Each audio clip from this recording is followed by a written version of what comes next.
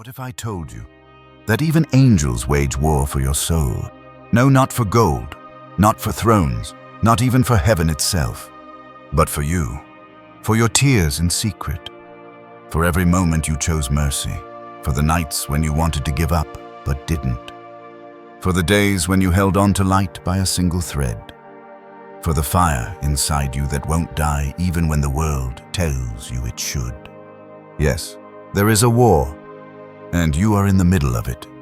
Not metaphor, not myth. A war as real as your heartbeat. You do not see the battlefield, but you feel it. In the silence after your deepest prayers. In the sudden storm of thoughts when you try to sleep. In the voices that tell you you're not enough and the whisper that says you are. Before time had a name. Before light was separated from darkness. Before the first breath was given to man. The war had already begun, and in that war, one name burned brighter than all others. Not with glory, not with brilliance, but with loyalty. Michael, Michael, who is like God. A question asked not out of doubt, but as a cry of battle. A flaming spear hurled at pride, a banner against rebellion, a shield raised in the name of obedience. Michael is not the kind of angel you frame in stained glass. He is not the voice of lullabies. He is the roar before judgment, the wind before the trumpet, the sword that gleams before fire falls. He does not lead with charm. He leads with resolve, with scars, with silence that speaks louder than sermons. You think angels do not bleed? You think they do not fall on their knees before God in trembling? Then you do not know Michael. He is the commander of heaven's armies, the one who stood when Lucifer fell, the one who fought for Israel unseen by human eyes, the one who wars not for his own sake, but for yours. And yes, even he once faltered. They do not sing of this. It is not painted in cathedrals. It is not whispered in sacred halls. But it happened. There was a moment, a long, shivering pause in eternity. When prayers went unanswered, when darkness crept too close to holy ground, when the defender of heaven disappeared, not slain, not banished, but broken. He who had silenced 1,000 shadows was swallowed by silence. Why? Because even the mighty grow weary. Even those closest to God are not immune to sorrow. Even Michael, the flame of obedience, burned low. And in that silence the cosmos waited. The stars still, the heavens hushed, and somewhere a single voice cried out into the void. Where is he? The cry echoed, but no answer came. Michael, the warrior of light, was gone. And with him, something shifted. Not in heaven, not on earth, but in the space between, in that thin, veiled realm where angels move like fire and demons like smoke. Where battles are not won with steel but with will, where silence itself becomes a battlefield. There the balance trembled. For millennia, Michael had been more than a sword. He was certainty. When the voice of God thundered, Michael obeyed. When Lucifer defied, Michael resisted. When men prayed for protection, it was Michael who stood unseen at their gates. But now, his absence rang louder than any trumpet. Angels do not speak of weakness. They do not gather to mourn, but they looked for him. In places only the holy tread, in the corners of eternity untouched by sin. And still no sign. And then the dreams began. To prophets, to children, to saints and sinners alike. Flashes of a great winged being, face hidden in shadow, kneeling in a place without time. A desert with no sun. A sky without stars. Some called it exile, others penance, but none could name the pain written into those dreams, until one saw it not as a vision, but as a memory. A moment stolen from the soul of the cosmos itself. Michael kneeling, hands bloodied not from war, but from holding too tightly, from carrying too much. Not the pain of disobedience, the pain of not being enough. He had fought with all he had, and still the darkness came. Souls he tried to guard were lost, not for lack of effort, not for lack of faith, but because even the most righteous cannot always stop what must be. He had given everything, and now there was nothing left. No command, no trumpet, no light, only the slow, aching breath of one who had loved the world too deeply. That is the burden of angels, not their power, not their flight, but their love. Love that must watch free will choose destruction. Love that must protect without interfering. Love that must let go again and again while bearing the cost in silence. And in that silence, Michael stayed. Not hiding, not sulking, but waiting. Listening for a voice. Not from heaven, but from you. Because what brought him back was not the command of God, but the cry of one human heart. A cry that pierced that void deeper than any trumpet. A cry that said, "I still believe." A cry that pierced that void deeper than any trumpet. A cry that said, "I still believe." And somewhere in that quiet desert of eternity, a spark lit again. The warrior stirred. So before we go on, if this story has stirred something in you, if you've ever felt unseen, unheard, unworthy, you're not alone. Not in this war. Comment what part struck you most. Subscribe and walk with us through every battle and every silence, every rising light. Because Michael's journey is not over. In fact, his sword is about to rise again. At first it was only wind, soft, uneven, like the breath of something just waking. Then came the sound of wings, not flapping, but unfolding. One by one, like ancient scrolls, they spread. Michael did not rise in glory, not in fanfare, not in blinding light. He rose in silence, in Ak, like a soldier too long buried beneath the battlefield. His armor no longer gleamed, his hands shook. His eyes, once fire, now flickered like dusk. But he rose. Why? Because someone believed. Not in him, not even in angels, but in light, in truth, in the idea that darkness is not the final word. And that was enough. Michael's strength was never his blade, never his title. It was his obedience. And now obedience meant returning to the fight, to the burden, to the world that still needed him. He did not return with answers. He returned with resolve. You see, faith is not knowing. It is walking even in silence. And as Michael stepped forward, the dust of that eternal desert scattered. The stars blinked, the balance shifted, because a soul believed. And so the angel remembered that he does not fight for victory. He fights because it is right. And the sword, the blade once dimmed, began to glow. Not with power, but with promise. The promise that light, no matter how dimmed, can rise again. And now he's ready. Ready for what comes next. Ready for what few dare to see. Ready to face the serpent once more. And you are part of it now. This is no longer a story you're hearing. It's one you're living. Because this is the tale of Michael. And he has just returned. And he has just returned. But where did it all begin? Before the silence. Before the desert. Before the blade first burned bright. There was order. And there was pride. There was a whisper in the dark and a challenge to the throne of heaven. To understand Michael's return, you must first witness what made him rise the very first time. Before there was war in heaven, there was a rebellion. Long before the world was formed, before stars knew how to burn, before the dust of man had settled into flesh and breath, there was harmony. Heaven sang with one voice. Angels moved as rivers of light. No division, no defiance. Only the echo of one with the voice of the Most High. He spoke and galaxies spun. He breathed and the realms unfolded. Creation danced on his word. Among the hosts of heaven there were many who shone, each one radiant in their purpose, each one perfect in their place. But one stood out, not because he was greater, but because he was beautiful.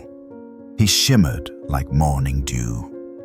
His voice carried the resonance of 10 choirs.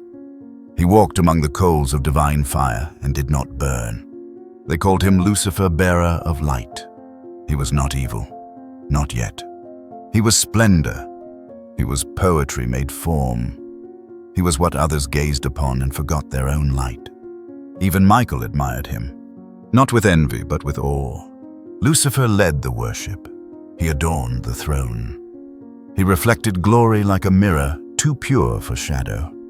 And then a thought, a single thought. It did not shout, it whispered. It did not burn, it flickered. What if the mirror could shine on its own?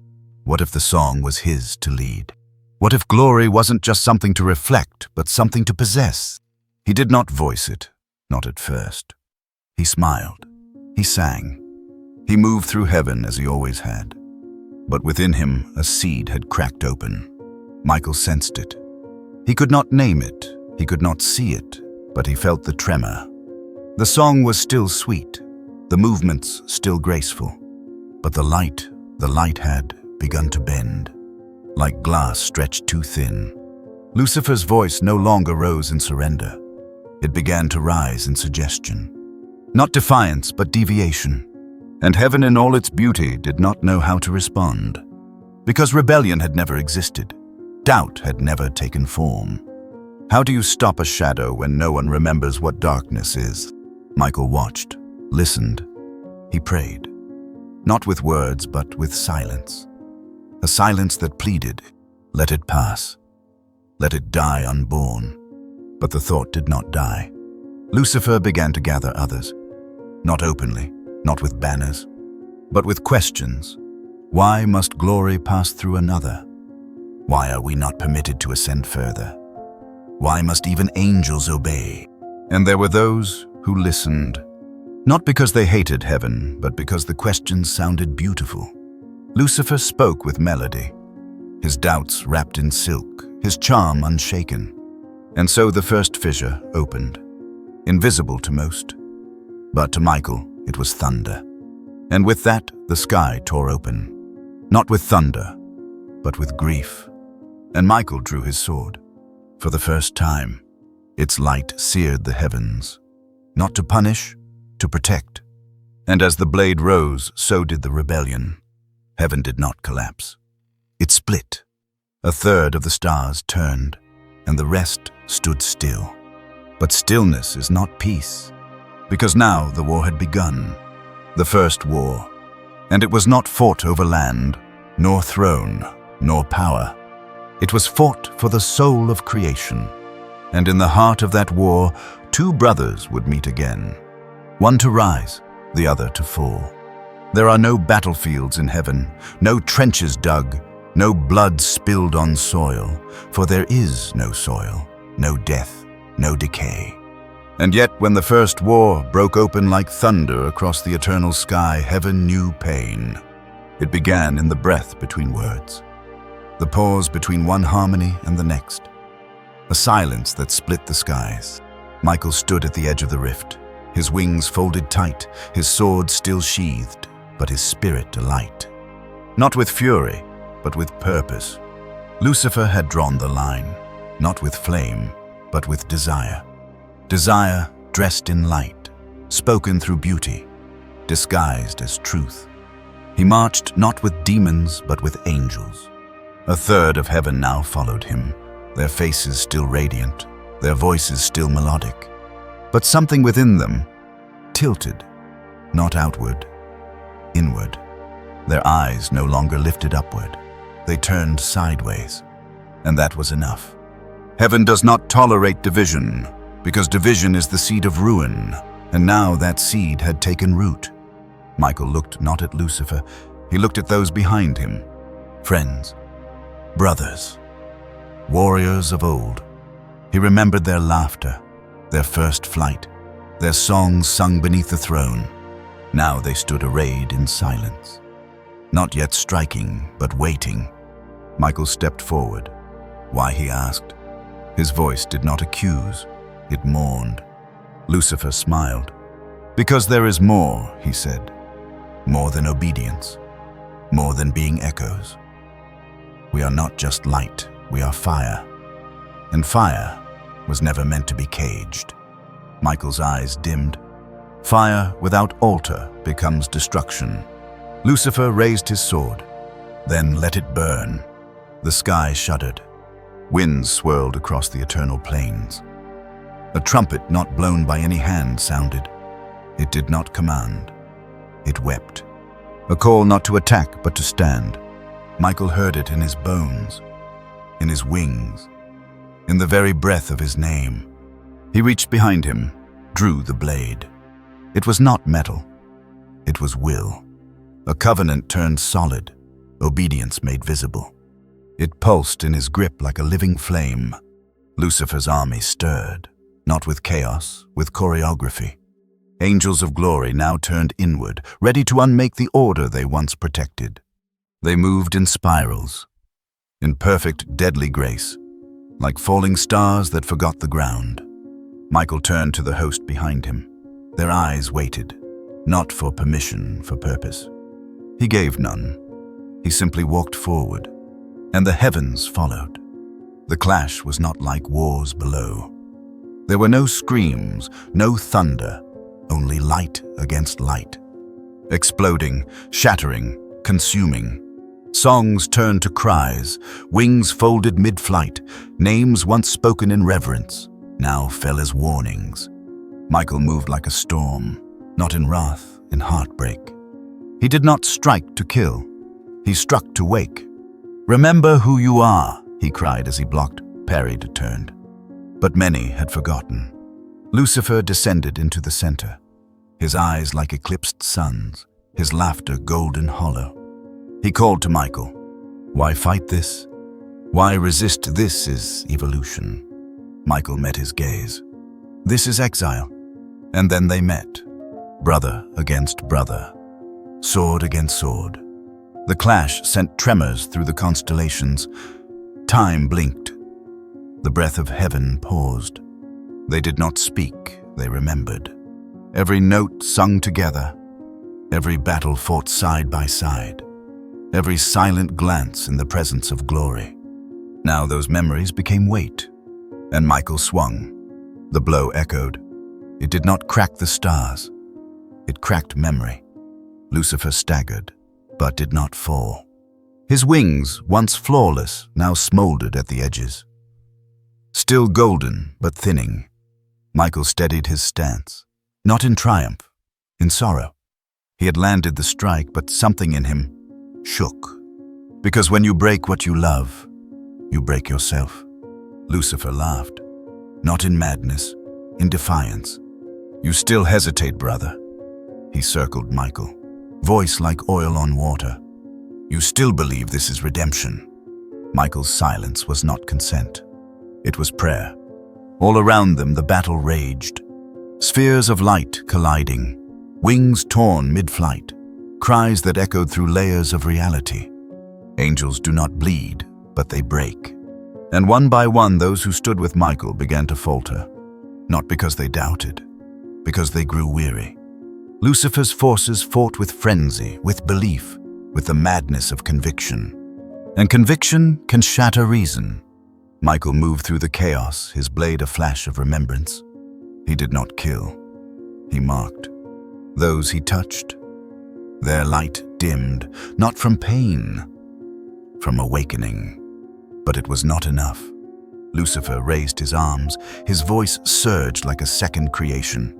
Look, he cried, to those who still follow the voice that hides. He pointed to the heavens above, to the throne still veiled in brilliance. He sits silent while you bleed. Some paused, even on Michael's side. It was true. The throne had not spoken. The voice had not thundered. Michael felt it too, the silence. Thick, heavy, like judgment withheld. He lifted his eyes, whispered not to heaven, but to himself. Are you still watching? And the moment the thought formed, Lucifer struck. He did not aim for the sword. He aimed for the soul. You feel it too, don't you? His blade sparked against Michael's. You've given all, and still he does nothing. Michael recoiled. Not from the strike, from the seed. Because it was the same seed Lucifer once carried. The seed that says, if he does not speak, perhaps I should. Michael staggered. His light flickered. His blade, once steady, trembled. Lucifer pressed in. Join me. We don't have to destroy. We can rebuild, together, as we once were. Michael's wings faltered. The battlefield blurred. Friend and foe became shadows. Only Lucifer's voice remained. You know I'm right. Then a sound. Not thunder, not wind. A single note, like a bell struck in eternity. Soft, piercing, undeniable. Michael's heart stilled. He knew that tone. It was not command. It was reminder. And with it, his blade surged back to life. Lucifer's words broke. Michael stepped forward, his eyes not blazing but clear. You forgot something, brother, he said. Lucifer's grip tightened. Michael raised his sword. I don't need him to speak to know he is. The silence was broken. Not by thunder, not by command, but by conviction. Michael stood taller. Not because the tide had turned, but because he remembered who he was. He was not the strongest, not the most radiant, not the most eloquent, but he was faithful. And in that moment, that was enough. Lucifer faltered. His blade no longer cut as deep. His voice no longer rang as clear. Because truth, when remembered, disarms every lie. Michael pressed forward. He did not scream. He did not roar. He whispered. To every angel that still watched. Even when the voice is silent, his love speaks through us. And they heard. Wings once hesitating began to rise. Light once dim began to burn. The armies of heaven bruised, scattered, weary, remembered. And heaven sang again, not as before, not in perfect harmony, but in unity. Broken notes mended, fallen arcs lifted, and Michael led, not to destroy, to restore. Lucifer stepped back. For the first time, his face showed fear, not of death, of defeat. He had wagered everything on doubt, on silence, on pride, and now faith was louder. The final clash came like dawn, slow, relentless, bright. Michael did not swing in anger. He swung in remembrance. His sword met Lucifer's not to shatter, but to release. And the heavens opened, not in wrath, but in justice. A hand unseen reached down, not to strike, to separate. Lucifer's blade fell. His light unraveled, not extinguished, but withdrawn. Stripped, and heaven spoke, not in words, in finality. Lucifer fell, not pushed, not cast. Let go, because love, when refused, must release. And so he fell, like a star torn from its chorus, like a song that chose silence. He fell. The skies closed. The war ended. And Michael did not rejoice. He knelt, sword lowered, wings folded. He wept, not because he had won, because his brother was no more. He fell, and Michael remained. But heaven was not the same. A third of its light gone. A wound opened not in space, but in memory. There was no victory parade, no celestial applause, only silence and sorrow. But from that silence, something new stirred, not above, below. Far beneath the vaults of heaven, a realm had been made, not by rebellion, not by war, but by design, a place of soil, of breath, of choice. And now, the eyes of heaven turned to earth, because though Lucifer had fallen, his war was not over. It had only changed battlefields. In the silence after the fall, heaven exhaled, but it did not rest. Because something was stirring, not in the stars, but in the soil. A world had been spoken into being, not for war, but for wonder. Earth. It spun quietly beneath heaven's gaze. Oceans shimmered. Mountains reached like prayers. And in its center, a garden. Not just of trees, but of presence. A place where the voice of God walked. And in that garden, from dust and breath, came man, fragile, finite, free. He was not made of flame, not of spirit, but of dust. And yet he bore the image, not of form, but of choice. Angels obey because they were born to. Man was born to choose, and that terrified hell. Lucifer watched from the void. He had not died. He had not vanished. He had become something else. Where once he bore light, now he wore shadow. Where once he soared in choirs, now he slithered in silence. But his hatred did not fade. It refocused on man, because man, this creature of clay, now held what Lucifer lost, God's delight. Lucifer whispered across the veil. Dust loved more than flame, and the echo burned him. Michael stood at the edge of Eden, not with sword drawn, but with breath held. He had seen war. He had survived sorrow. But this was different. This was a test he could not fight for. Heaven watched, not as sovereigns, as witnesses. Because the war had changed form. It was no longer angels against angels. It was now spirit against soul. Lucifer would not strike with force. He would whisper, and the whisper would sound like truth. Michael knew it, felt it, and still he could not interfere, because love must be chosen, even by dust. Lucifer did not storm the garden. He slithered in as a whisper. The trees did not recoil, the air did not shift, the birds did not flee. Because temptation rarely announces itself. It sings, and its voice was smooth silken serpentine.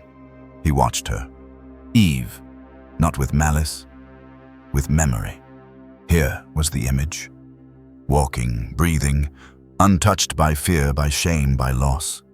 And that was unbearable. He could not destroy her, but he could turn her. She was not naive, she was new. And in newness, all things are possible, even ruin. Lucifer moved through the foliage like an echo looking for a voice. And then he found her beneath the tree, not the tree of life, the other one, the one that was fenced only by a word. He did not shout, he questioned. Did God really say you must not eat from any tree in the garden? The tone was not challenge, it was curiosity. Like a child tilting his head toward mystery. Eve turned. She did not startle. The serpent was not yet strange. She answered honestly, "We may eat the fruit of any tree except this one. If we do, we will die."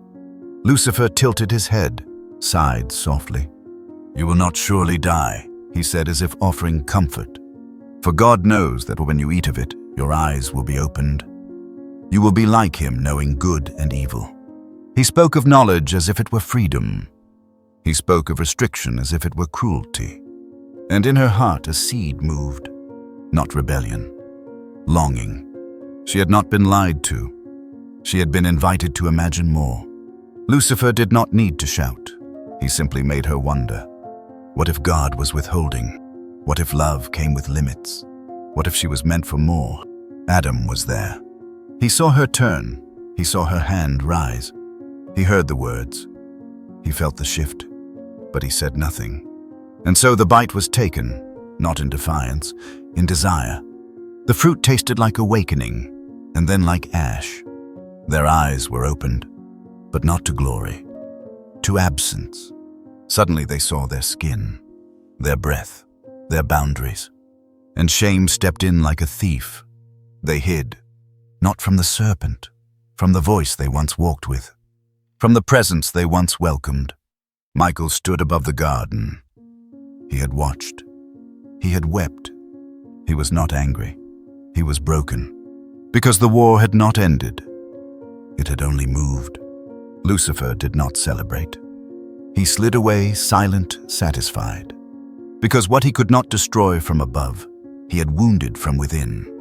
And now God walked, not in fire, in silence. "Where are you?" he asked. Not because he did not know, but because they had forgotten who they were. Eve wept, Adam trembled, and the garden held its breath. The voice walked. It did not thunder, it did not accuse, It asked, "Where are you?" And Adam answered from the trees, "I heard you and I was afraid." Afraid. A word never before spoken in the garden. A word born not from danger, but from distance. He was afraid because he had stepped away. Not physically, spiritually. God stepped closer. Who told you that you were naked? The question was not for information, it was invitation. To confess, to return. But Adam pointed. The woman you gave me, she gave me the fruit. And Eve pointed. The serpent deceived me. So began the echoes, the ripples of brokenness that would stretch across centuries. But before wrath, God clothed them with skins, with covering. The first death, the first blood, not theirs, but still because of them. And then the words came to the serpent. You are cursed above all beasts, you shall crawl on your belly, and dust shall be your food. To Eve, in pain you will bring forth life. Your desire shall be for your husband, and he shall rule over you. To Adam, cursed is the ground because of you. By the sweat of your brow you shall eat until you return to the dust. And to both, from dust you came, and to dust you shall return. The garden dimmed, the rivers hushed, the light withdrew. Michael descended, his blade no longer drawn for war. Now it was aflame. He did not speak, he stood at the gate, a sentinel, a reminder that paradise lost was not punishment but mercy. Because to remain in Eden while bearing death would be torment eternal. They had chosen, and now they must walk, not alone, but outside. And God walked with them, not behind, not above, beside. Because even when we fall, he follows, not in approval, in pursuit. And Eden was closed, but hope was not.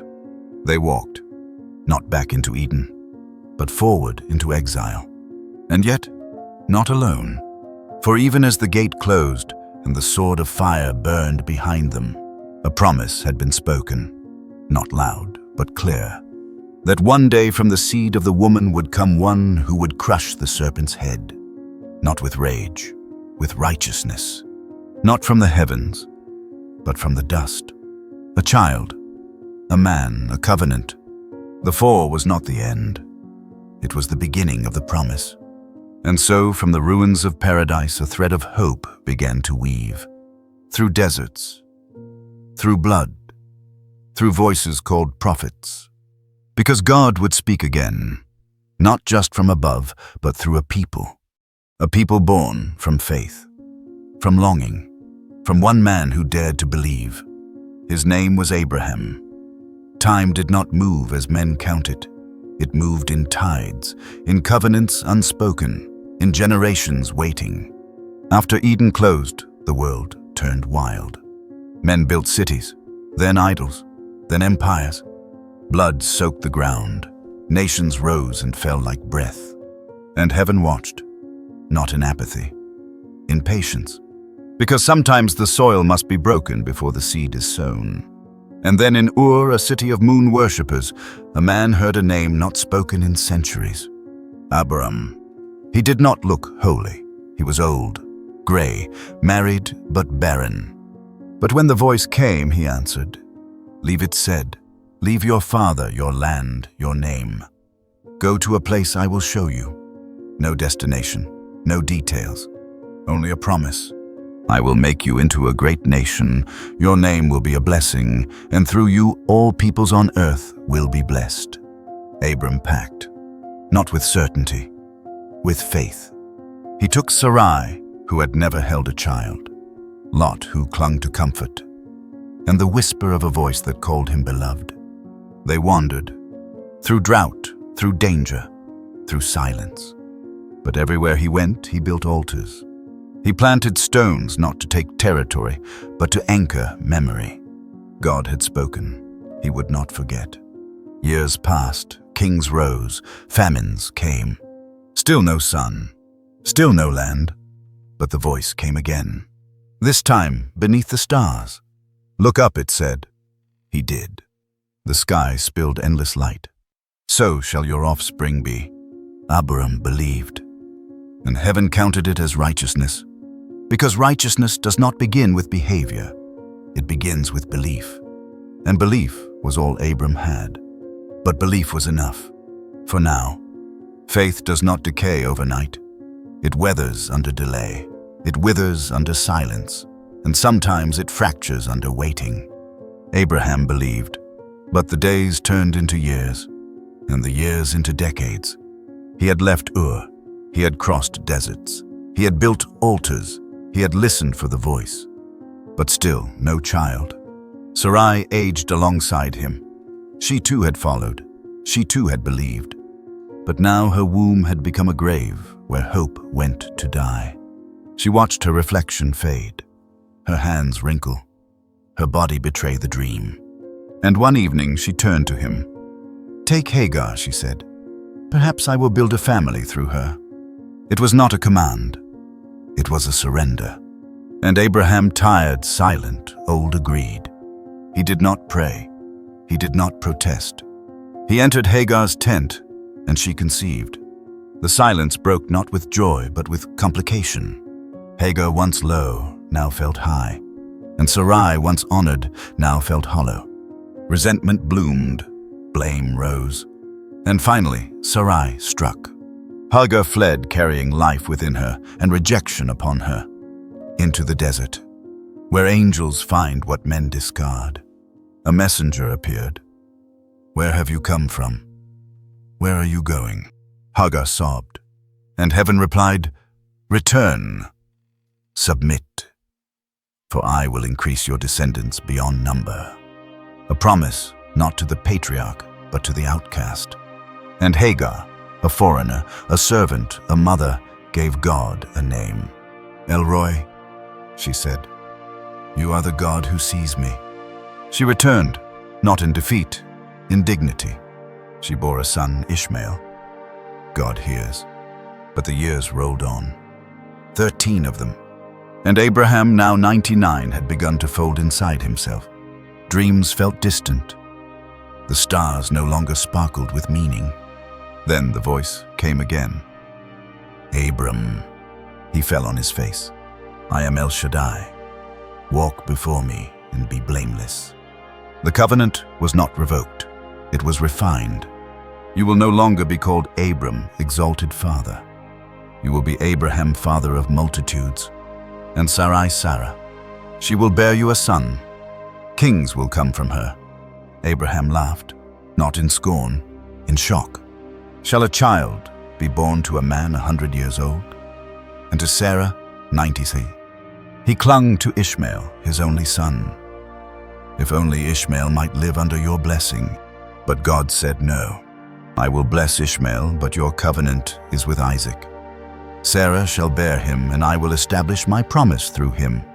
That day Abraham marked the covenant in flesh. Every male, every servant, every son. Circumcision. Blood. Pain. A sign carved into generations. A wound to remind them they were chosen. Because sometimes scars speak louder than promises. That night Abraham could not sleep. The stars he once counted now felt distant, like promises locked behind the sky. He stepped outside the tent sand, cool beneath aging feet, and looked east. Sarah stirred behind him, the tent canvas rising with her breath. He loved her, not as a duty, but as a companion forged by wandering and waiting. They had buried years together, laughed in famine, feared in Pharaoh's court, prayed and stayed when faith frayed thin. But now he wondered, could a womb so silent still sing? He remembered the first time the voice called, how it split the silence of idols, how it drew him from comfort into covenant. Could the same voice still shape destiny from brittle bones?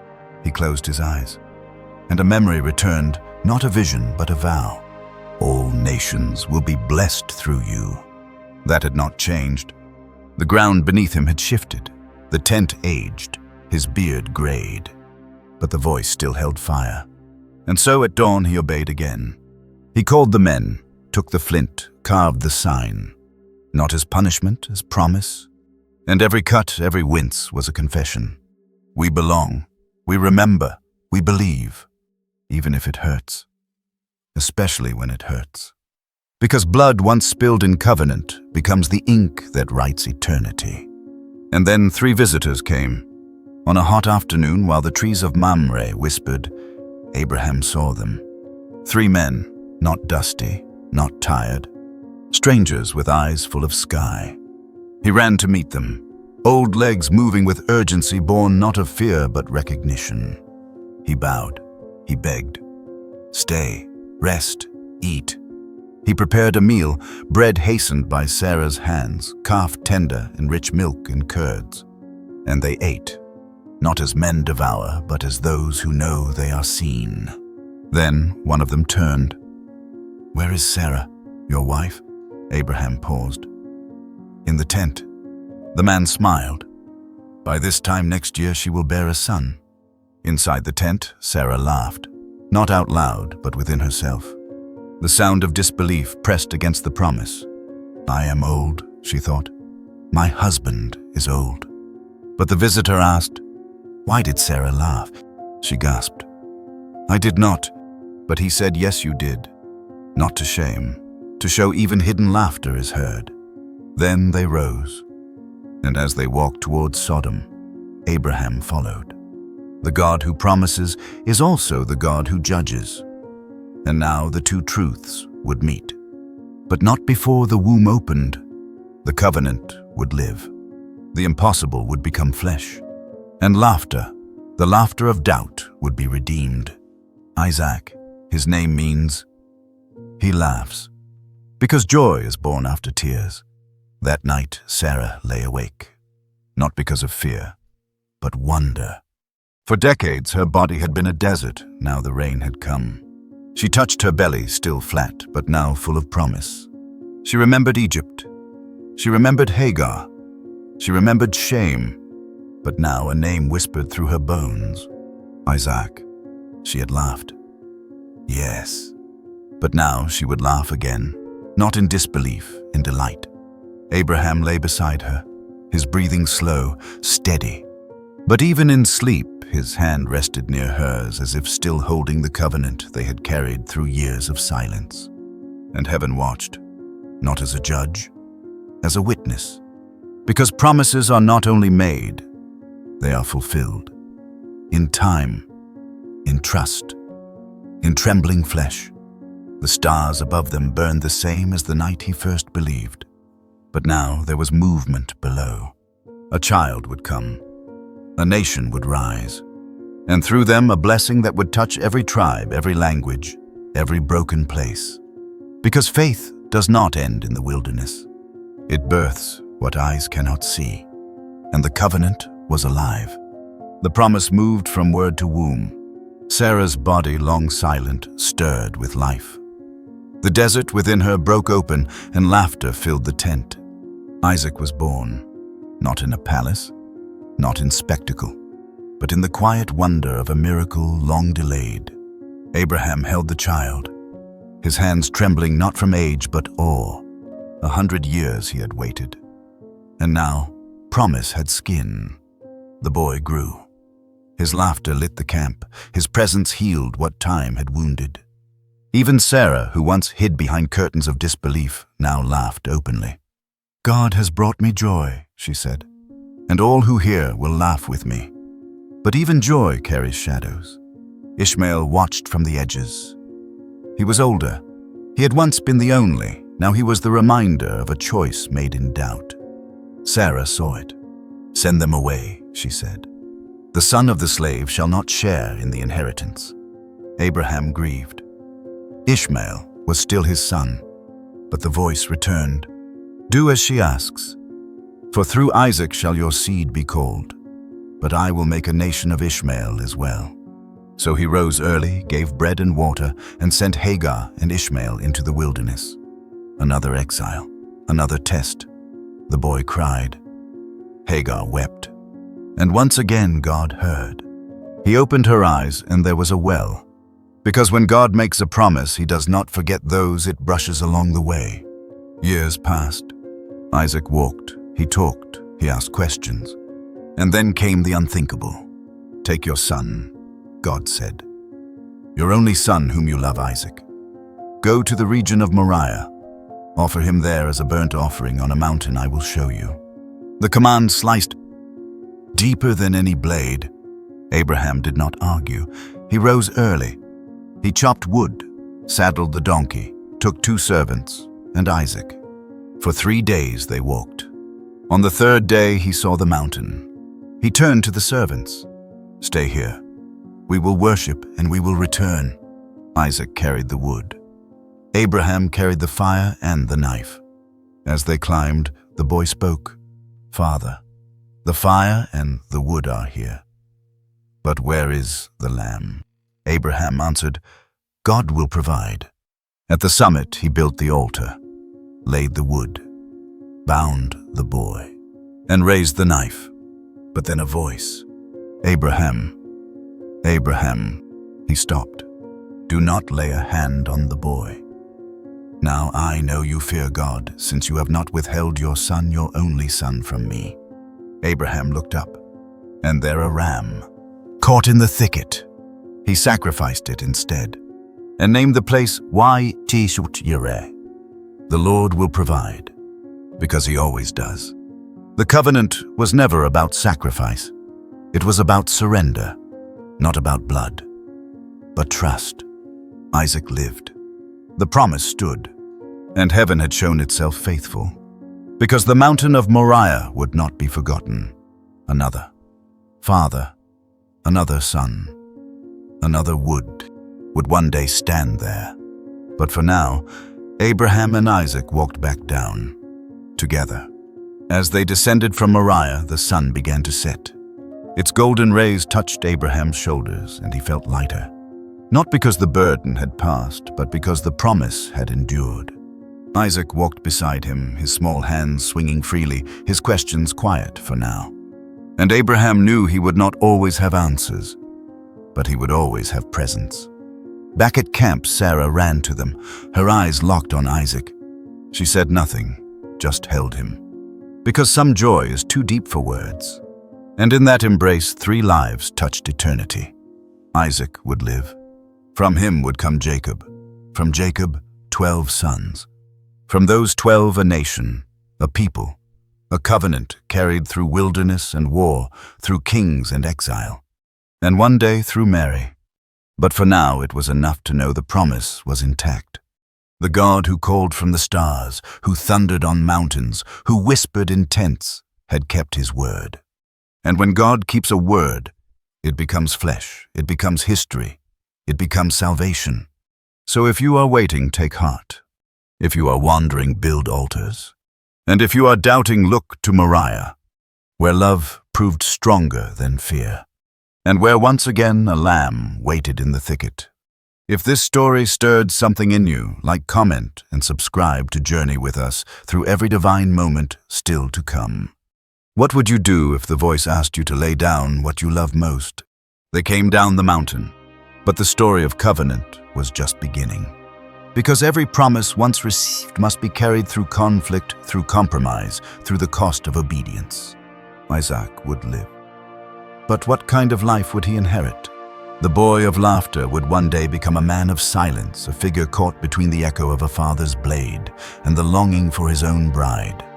And in the distance, a well-waited, a servant would go, a prayer would rise, a woman would come with water and wonder. And so the next chapter opens. Isaac was no longer a boy. He had carried the wood. He had seen the knife. He had heard the voice that stopped it. But after Moriah, he grew quiet. The son of laughter now spoke little, moved less, watched more. He lived with the memory of a mountain that almost ended him. And Abraham, who had heard God, walked with God, wrestled, obeyed, bled, now sensed time slipping. Sarah had passed. Her tent stood silent. The woman who had laughed was gone. Abraham grieved, but he remembered the promise. Isaac must marry. Not any woman, not a Canaanite, not from the land of idols. She must be from the people who knew the voice. And so he summoned his servant, Eliezer, the elder, faithful, weathered, wise. "Swear to me," Abraham said that you will not take a wife for Isaac from the daughters of this land. Go to my country, to my kindred, and take a wife for my son." Eliezer bowed, and he loaded 10 camels, gold garments, gifts. But he carried something more, a prayer. He traveled north through wilderness, over hills, following the trace of memory to Nahor. He reached a well, at evening when women came to draw water, and there he whispered to heaven, "Lord God of my master Abraham, let the girl to whom I say, 'Please let down your jar that I may drink,' and who replies, 'Drink and I will water your camels also,' let her be the one." Before he finished, she came, Rebecca, unaware, unassuming, unshaken. She saw him. He asked, she served, and 10 camels drank from her kindness. The servant watched not her beauty, but her spirit. And when she spoke of family Nahor's line, he bowed, not to her, to the one who writes stories with water. Rebecca ran home. She told her family, and her brother Laban came quickly. He saw the gifts, the bracelets on her arms, the gold. But the servant saw something else. Providence. He entered the house, refused to eat until he spoke. "I am the servant of Abraham," he said. "The Lord has blessed my master greatly, and he has given him a son in his old age. To him he must have a wife." He told of the prayer, the water, the kindness. And then he asked, "Will you show steadfast love to my master?" Laban and Bethuel answered, "This thing is from the Lord. Take her." Rebekah listened. She did not tremble. She did not delay. "I will go," she said. And so the next morning they rose. The servant gave gifts. Blessings were spoken. "May you become thousands upon thousands, and may your offspring possess the gates of their enemies." She rode the camel. She watched the land pass, dust in her veil, wind in her thoughts. And in the field Isaac walked. He looked up. She looked up. And their eyes met across the promise. She dismounted. "Who is that man?" she asked. The servant said, "It is my master." She veiled herself. He approached, and the servant told him everything.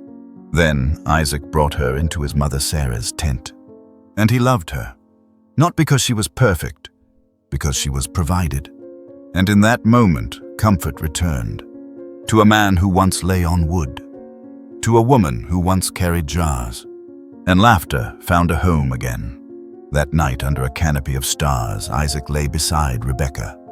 There were no speeches, no grand declarations, only presence. And presence, when sent by heaven, is enough. They did not know the trials ahead. Famine, fear the barrenness that would come. But for now they rested. The story of Abraham had closed. The father of faith was now gathered to his people. And the torch passed. To a quieter man, to a determined woman. Together they would walk the next mile of a covenant still unfolding. Because love, when led by God, does not begin in passion.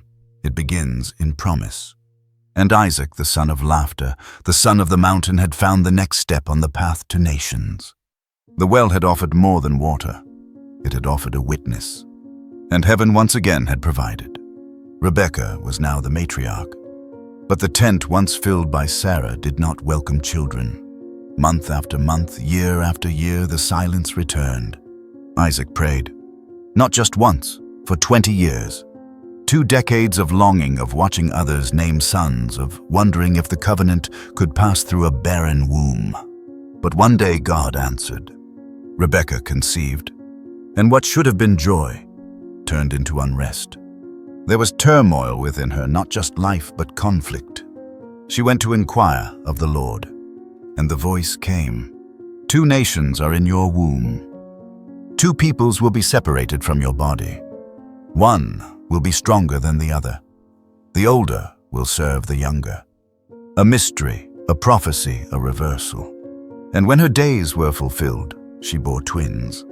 Esau came first, red, hairy, wild. Then Jacob grasping his brother's heel. 2 brothers, 2 destinies. The tent filled with noise. And the silence of 20 years was broken by 2 cries. Isaac loved Esau, a man of the field, a hunter, strong, simple, straightforward. Rebekah loved Jacob, quiet, observant, dwelling among tents. And so began a rivalry that would ripple through centuries. One day Esau came in from the field, exhausted, famished. Jacob was cooking stew. "Let me have some of that red stew," said Esau. But Jacob replied, "Sell me your birthright." Esau, careless, said, "I'm about to die. What good is a birthright to me?" And so for bread and lentils the inheritance was sold. It was not a trick. It was a test. And Esau failed. Years passed. Isaac grew old. His eyes dimmed, his steps slowed. And he called for Esau. "My son," he said, "go hunt. Prepare a meal for me that I may bless you before I die." Esau left bow in hand. But Rebekah had heard, and she remembered the prophecy. The older will serve the younger. She called Jacob. "Bring 2 young goats. I will prepare the food. You will wear Esau's clothes. You will receive the blessing." Jacob hesitated. "My brother is hairy. I am smooth. If he touches me, he'll know." But Rebekah said, "Let your curse be on me." And so Jacob obeyed. He entered the tent. Isaac smelled the garments, touched the skins, ate the meal, and blessed the son before him. "May God give you the dew of heaven, the fatness of the earth, and plenty of grain and wine. Let peoples serve you, nations bow down. Be lord over your brothers." Jacob left just as Esau returned. Too late. When Esau learned, he wept, loudly, bitterly. "Bless me too, my father." But Isaac said, "Your brother came deceitfully. He has taken your blessing." And Esau cried, "Is he not rightly named Jacob, the one who supplants?" He vowed revenge. And Rebekah, fearing for her son, sent Jacob away to her brother's house. And so the quiet man became a wanderer. The blessing was his, but the path was just beginning. Jacob fled with blessing in his bag and fear in his chest. The sun fell. Darkness rose. He found a stone and laid his head, and there a dream. A ladder reaching from earth to heaven, angels ascending, descending, and above it the Lord. "I am the God of Abraham and Isaac. I will give this land to your offspring. I am with you. I will keep you. I will bring you back." Jacob awoke trembling. "Surely the Lord is in this place, and I did not know it." He took the stone, set it up, poured oil on it, and named it Bethel, the house of God, a place between past and future, where deceit met destiny, where the runaway became the carrier of promise. Because even broken roads can lead to blessing. Even the heel grasper can become the father of a nation. And the God of Abraham was not finished writing through imperfect hands. Jacob journeyed on. The road to Haran was long, dusty, uncertain. But with each step he carried a dream, a ladder, a promise. And behind him, a brother's rage, a mother's tears, a father's silence. He arrived at the edge of the city, and there again, a well. 3 flocks lay nearby, waiting. Jacob asked the shepherds, "Do you know Laban?" They nodded. "Yes." "And look, his daughter Rachel comes." He looked up and saw her. Rachel, with her sheep, with the sun on her hair, with something in her eyes that stirred the memory of prophecy. He rolled the stone from the well, watered her flock, and kissed her. Then he wept. Not from romance, from release. He had arrived. He was not lost. Rachel ran home.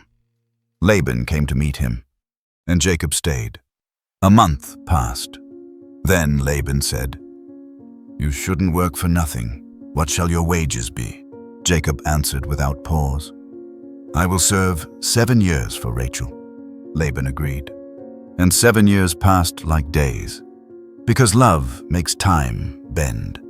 But when the wedding night came, it was not Rachel who lay beside him.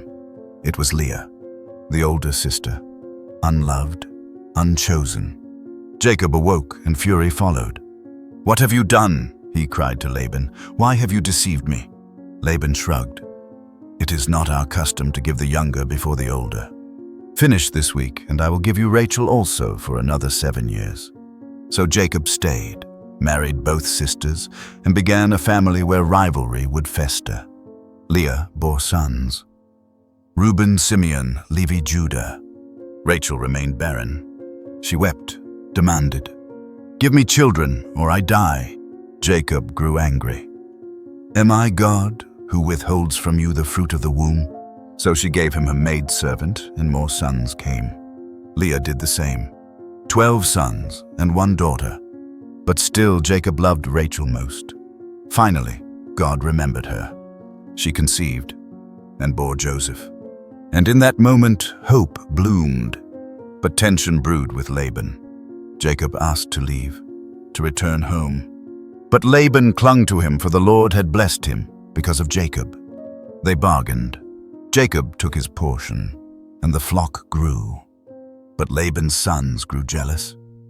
Laban's heart turned. God said, "Return to the land of your fathers. I will be with you." So Jacob fled, with his wives, his children, his flocks, and fear, because ahead was Esau. As Jacob approached home, he sent messengers to Esau. They returned with fear. "Your brother is coming with 400 men." Jacob trembled. He split his camp, prepared gifts, prayed desperately. "O God of my father, Abraham and my father Isaac, deliver me. I am not worthy." But you promised. That night he sent his family across the river, and he remained alone. And there a man wrestled him until daybreak. Not a thief, not a killer, an angel, a presence. They fought, wordless, relentless. And as the dawn rose, the man touched Jacob's hip, and it wrenched out of socket. Still Jacob clung. "I will not let you go unless you bless me." "What is your name?" the man asked. "Jacob." "Your name shall no longer be Jacob, but Israel, for you have striven with God and with man and have prevailed." And he blessed him. The sun rose. Jacob limped. The heel grasper had become the God wrestler. Israel. Then he looked up. Esau was there. Jacob bowed 7 times. But Esau ran, embraced him, wept. No revenge, no blood, just reconciliation. Because sometimes God not only changes your name, he changes the heart of those who hurt you. Jacob had a new name. But a new name does not mean the old battles are over. He had reconciled with Esau, but the journey was not yet finished. He would settle, bury idols, bury beloved ones. And he would meet one final sorrow that would pierce deeper than any wound before. Joseph, his favored son, the child of Rachel's long yearning, would vanish. Sold, forgotten, or so it seemed. But what man means for evil, God rewrites for salvation. So the next chapter unfolds. Joseph was 17, the son of Jacob's old age, the son of Rachel. He wore a coat many-colored, flowing a mark of favor from a father who had waited too long to love freely. And his brothers saw it. Every stitch was a splinter. They worked in the field. Joseph stayed near. He watched. He listened. And he spoke. "Last night I dreamed. We were binding sheaves, and your sheaves bowed to mine. Another time, I saw the sun, moon, and stars, and they bowed before me." Even Jacob rebuked him, but he kept the dream in his heart. The brothers, though, did not ponder. They plotted. One day Jacob sent Joseph to check on them. He wandered, searching the fields. And a man told him, "They've gone to Dothan." He found them. They saw him coming. "Here comes the dreamer," they said. "Let us kill him." Reuben spoke first. "No, shed no blood. Throw him into this pit, but do not lay a hand on him." He meant to save Joseph later. So they stripped him of the coat and threw him into a pit, empty, dark, without water. They sat down to eat. And then a caravan, Ishmaelites, on their way to Egypt. Judah spoke. "What profit is there in killing our brother? Let us sell him." And so they did. 20 shekels of silver. Joseph was lifted from the pit and carried into a foreign land. The brothers dipped the coat in goat's blood, brought it to Jacob. "Is this your son's garment?" Jacob wept. "Tear my clothes, lay me in dust. I will go to Sheol mourning." And he did not eat for many days. But in Egypt Joseph lived, sold to Potiphar, an officer of Pharaoh, captain of the guard.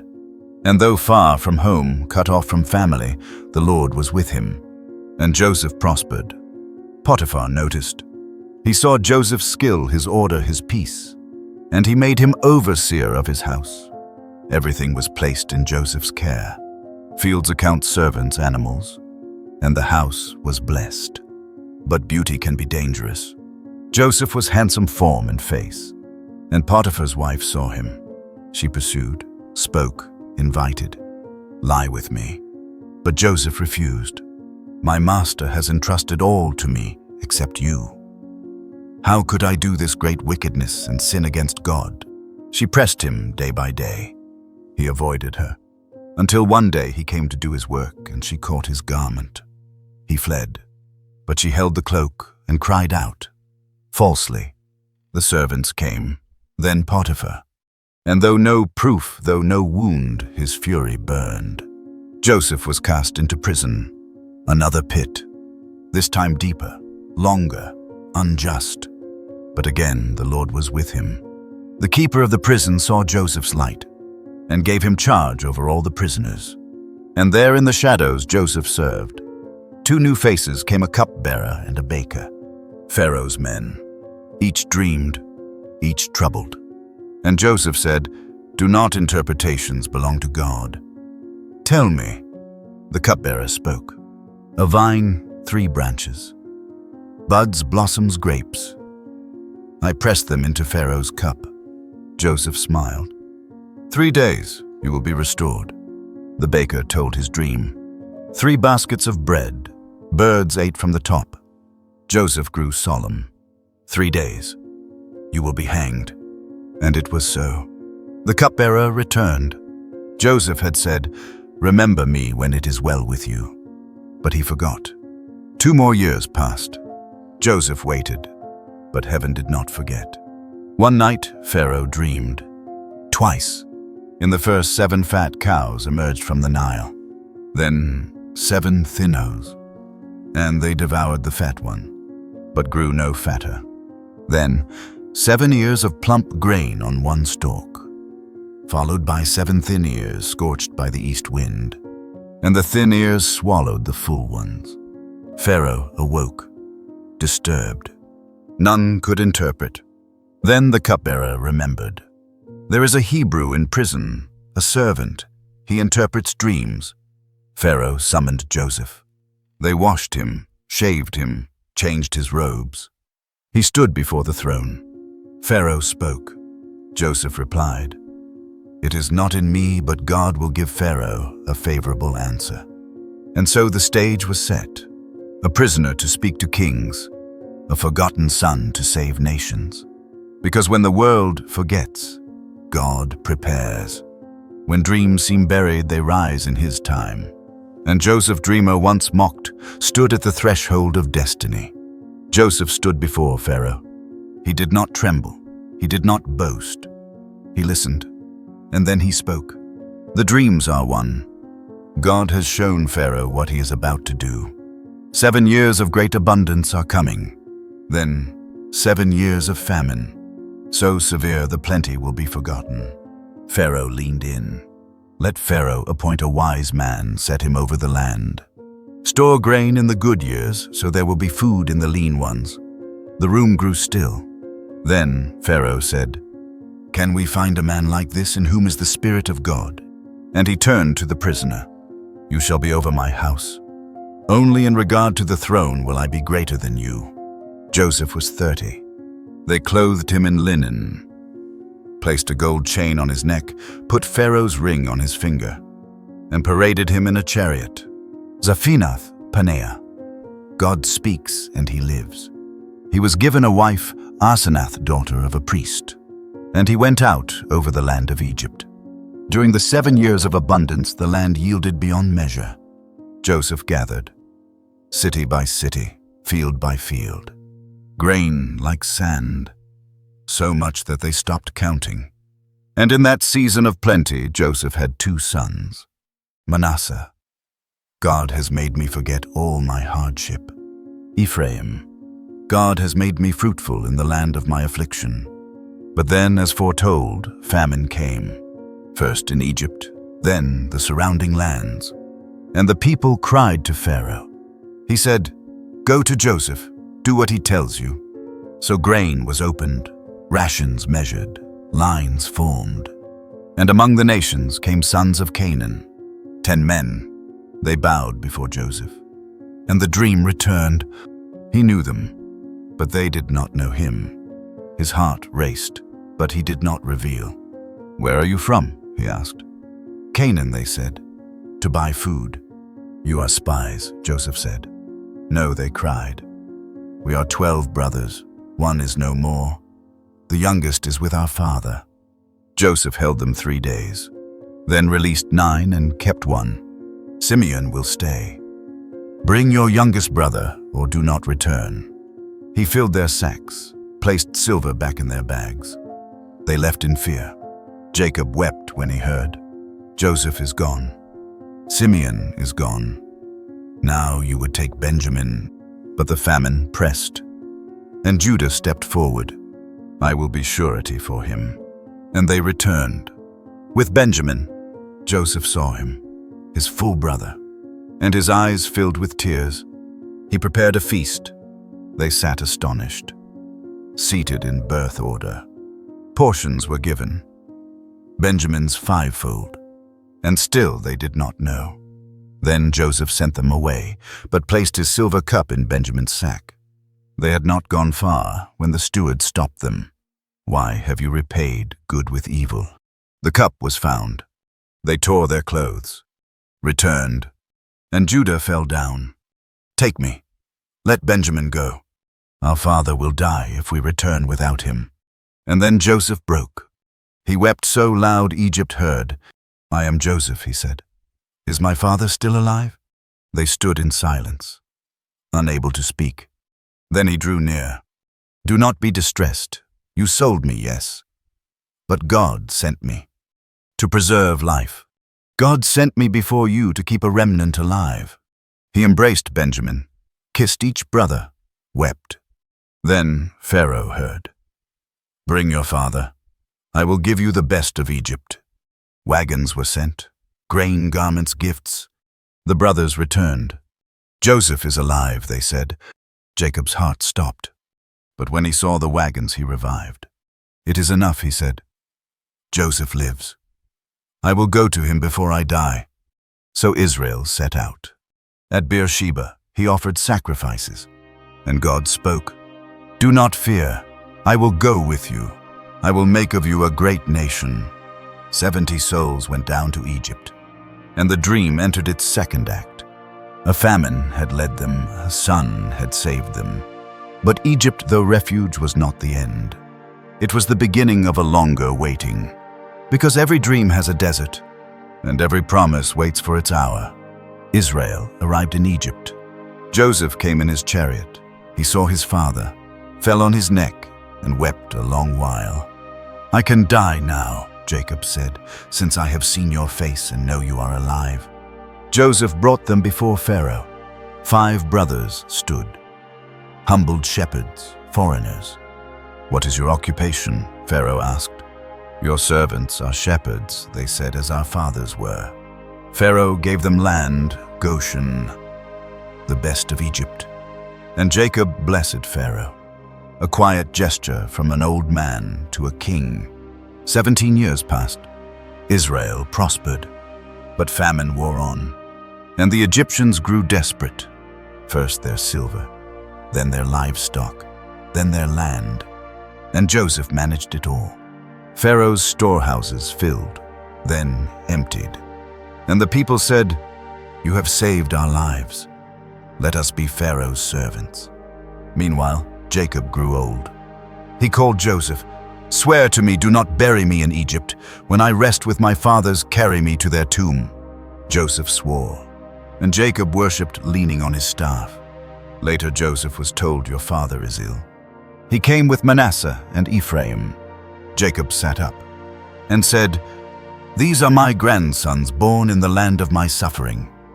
Bring them near." He kissed them, and then he crossed his hands. Joseph protested, "Father, the older is Manasseh." But Jacob refused. "I know my son. He also shall be great, but the younger shall be greater." And he blessed them. Then he called his sons 12 men. Each received a word, a prophecy, a judgment, a promise. Reuben turbulent as water, Levi and Simeon fierce divided. Judah, the scepter will not depart from you. Zebulun shall dwell by the sea. Joseph, a fruitful bough by a spring, branches climbing over the wall. Benjamin, a ravenous wolf. Then Jacob gathered his feet and breathed his last. Joseph wept. They embalmed him, as was the custom, and carried him to the tomb of Machpelah, with Abraham, Isaac, and Sarah. Then they returned, but the brothers feared. "Now Joseph will hate us," they said. "He will repay us for all the evil we did." So they sent a message. "Your father said, 'Forgive your brothers.'" Joseph wept. They came and bowed. "We are your servants." He said, "Do not fear. Am I in the place of God? You meant evil against me, but God meant it for good, to bring about this present result, many people saved." Joseph lived to see Ephraim's children and even great-grandchildren. When he was old, he gathered his family. "God will surely visit you," he said, "and bring you up from this land." To the land he swore to Abraham, to Isaac, and to Jacob. And he made them swear, "When that day comes, carry my bones from here." Then Joseph died 110. He was embalmed, placed in a coffin in Egypt, and the book closed. Not with a king, not with a war, but with a promise awaiting its time. A coffin in a foreign land, holding the hope of return. Because every story that begins with a dream must walk through betrayal and famine and forgiveness before it arrives at fulfillment. And Joseph the dreamer betrayed became the preserver of a nation. Not by revenge, but by trust. Not by pride, but by obedience. If this story stirred something in you, like this video, subscribe for more sacred journeys, and comment, what dream have you buried and what might God still do with it? Years passed, and a new king arose over Egypt, one who did not know Joseph. He looked at the people of Israel, fruitful, multiplying, strong in number, and he feared. If war breaks out, he said, they may join our enemies. Let us deal shrewdly with them. So he set taskmasters over them, forced labor, heavy burdens. They built cities Pithom and Ramses, but the more they were oppressed, the more they multiplied, and the Egyptians were in dread. So Pharaoh made their lives bitter with mortar and brick, with fieldwork and cruelty. Still they grew. Then Pharaoh gave another order. Every Hebrew son born shall be thrown into the Nile, a quiet genocide. But in the shadows hope was born. A Levite man took a wife. She bore a son, saw that he was good, hid him 3 months. And when she could hide him no longer, she made a basket of bulrushes, daubed it with tar, placed the child inside, and set it among the reeds by the riverbank. His sister stood at a distance, watching. Then Pharaoh's daughter came to bathe. She saw the basket, sent her maid, opened it. The baby wept, and she had compassion. "This is one of the Hebrews' children," she said. Then the sister approached. "Shall I fetch a nurse from the Hebrews?" "Yes," the princess said. So the girl ran and brought their mother. "Take this child, nurse him for me, and I will give you wages." So the mother who let him go held him again. And when the child grew older, he was brought to Pharaoh's daughter. She called his name Moses, because I drew him out of the water. Moses grew in Pharaoh's house, with Egyptian privilege and Hebrew blood. But one day he saw an Egyptian beating a Hebrew. He looked this way and that, and struck the Egyptian, buried him in the sand. The next day he tried to stop 2 Hebrews fighting. Who made you a ruler over us? Will you kill me as you did the Egyptian?" And Moses feared. The matter was known. Pharaoh heard and sought to kill him. Moses fled to Midian, sat by a well. There he met daughters of the priest of Midian. They had come to draw water, but shepherds drove them away. Moses stood, defended them, watered their flock. They returned home early. "How is it you've come so soon?" their father asked. "An Egyptian delivered us." "Where is he?" the priest said. "Bring him to eat bread." And Moses stayed. He married Zipporah. She bore him a son, Gershom. "I have been a sojourner in a foreign land," Moses said. Years passed. The king of Egypt died, but Israel still groaned under the burden, and their cry rose up. God heard. God remembered his covenant with Abraham, Isaac, and Jacob. God saw. God knew. One day Moses led the flock to the mountain of God, and there the bush burned, but was not consumed. He turned aside, and the voice called, "Moses, Moses, here I am. Do not come near. Take off your sandals, for the place you stand is holy." And God said, "I have seen the affliction of my people.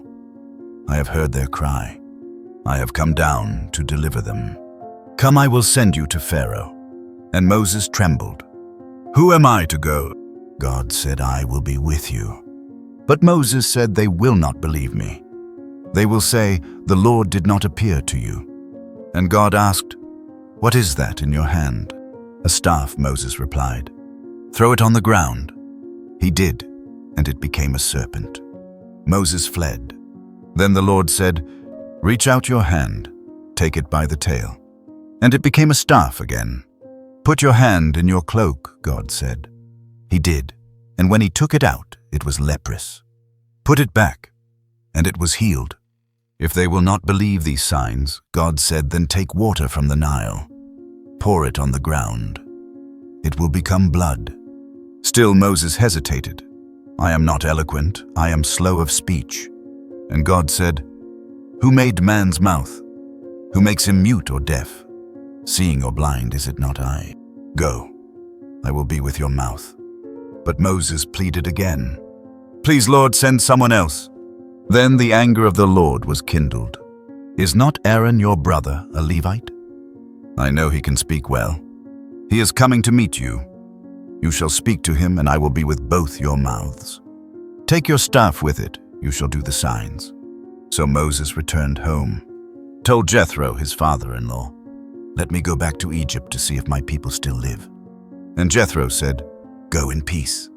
The Lord said to Moses, "Return to Egypt, for all the men who sought your life are dead."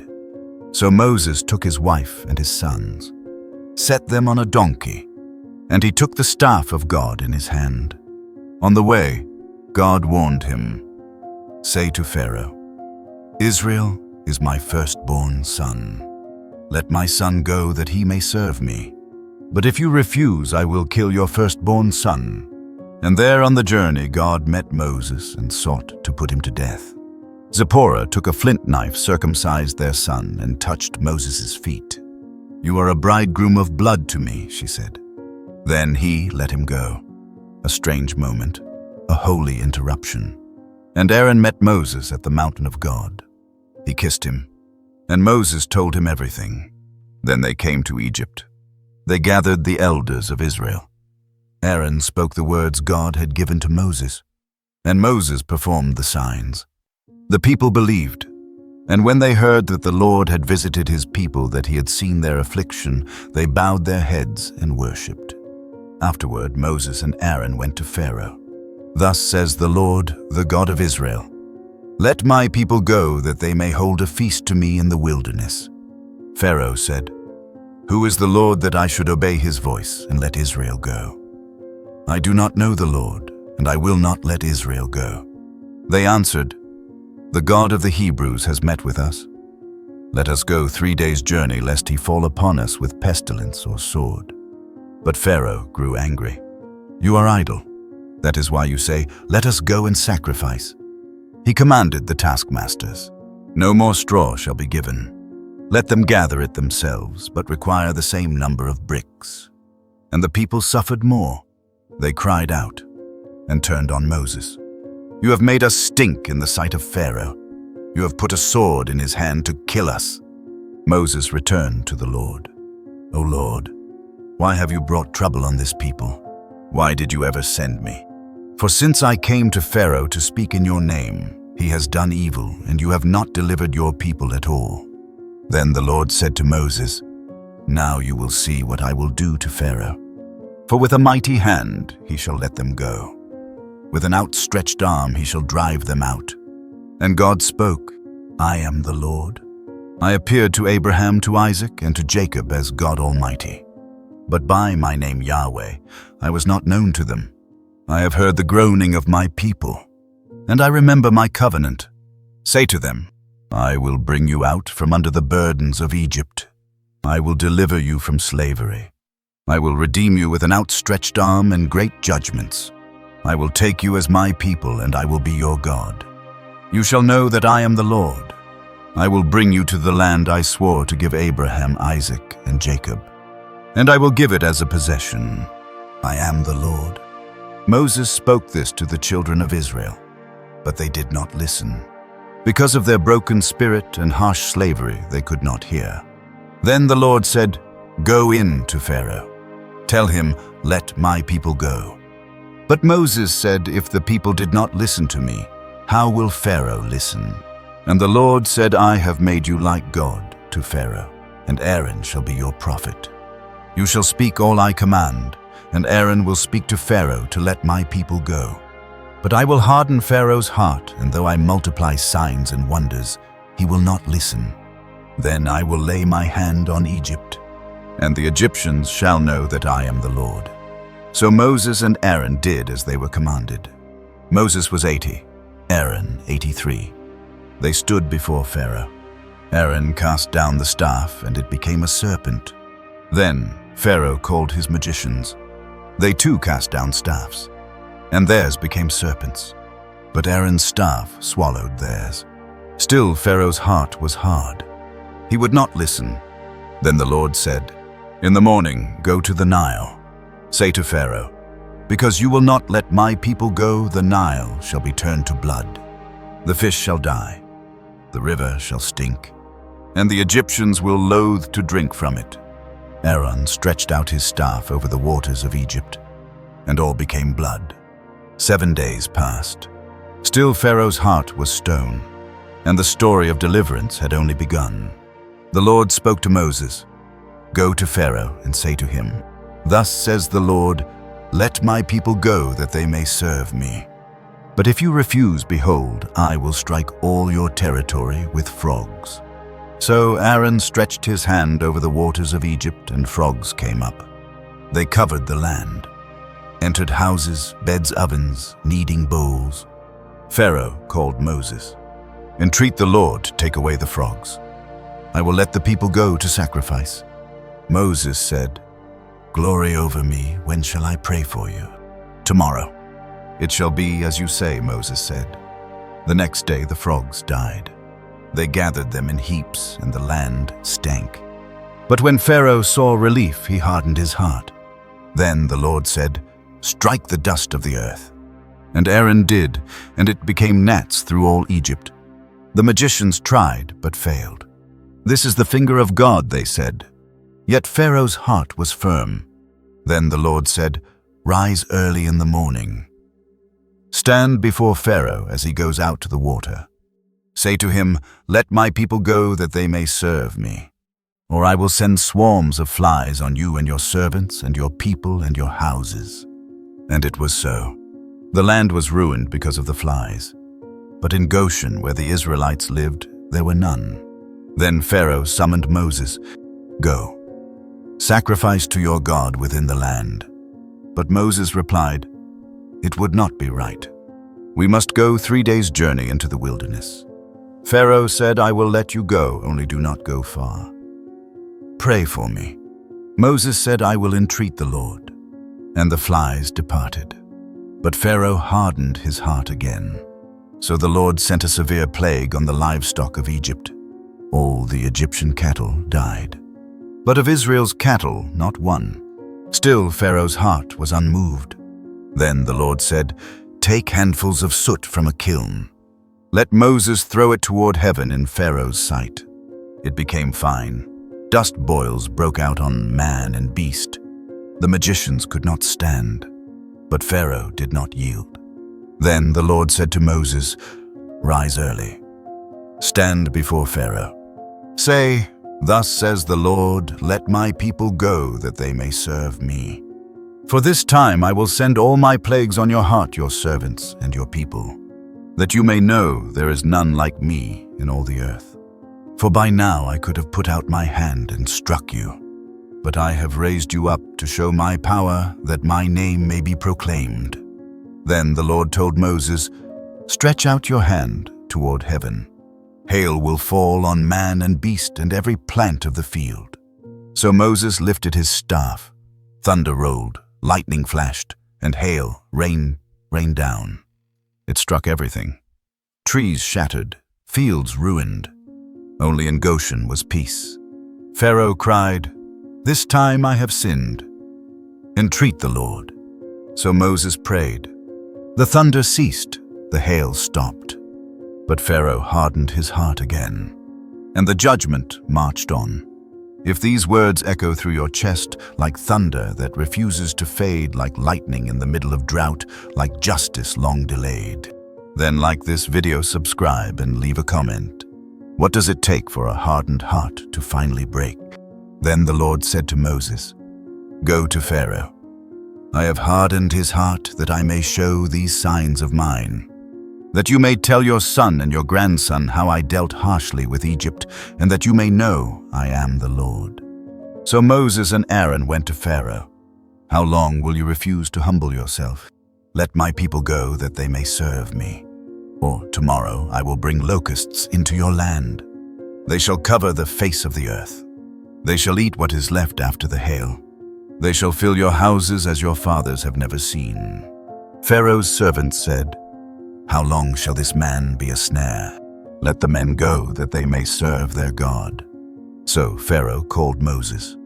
"Go, but who will go?" Moses said, "We will go with our young and our old, with our sons and our daughters."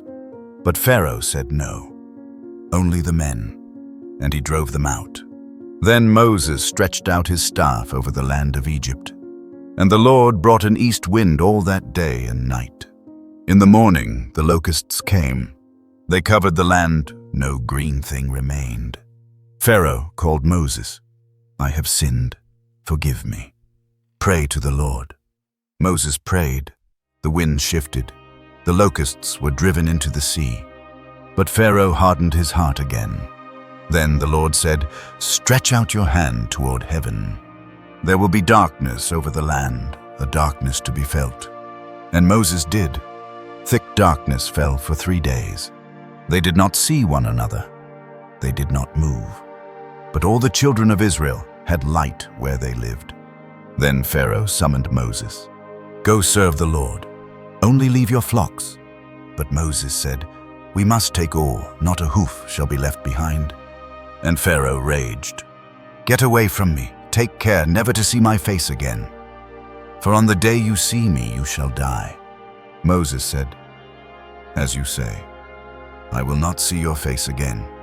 Then the Lord said to Moses, "One more plague I will bring upon Pharaoh and Egypt. Afterward he will let you go. Speak now in the hearing of the people.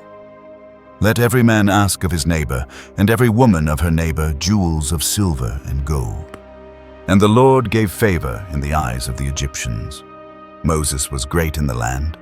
Then Moses said, "Thus says the Lord, about midnight I will go out in the midst of Egypt, and every firstborn shall die from Pharaoh, who sits on the throne, to the captive in the dungeon, and even the firstborn of cattle. There shall be a great cry through all the land, such as has never been, nor ever shall be again. But not a dog shall growl against Israel. That you may know, the Lord makes a distinction between Egypt and Israel." And Moses left Pharaoh's presence in fierce anger.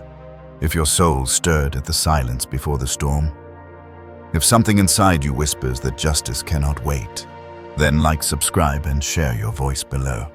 What does it take for a kingdom built on pride to finally fall?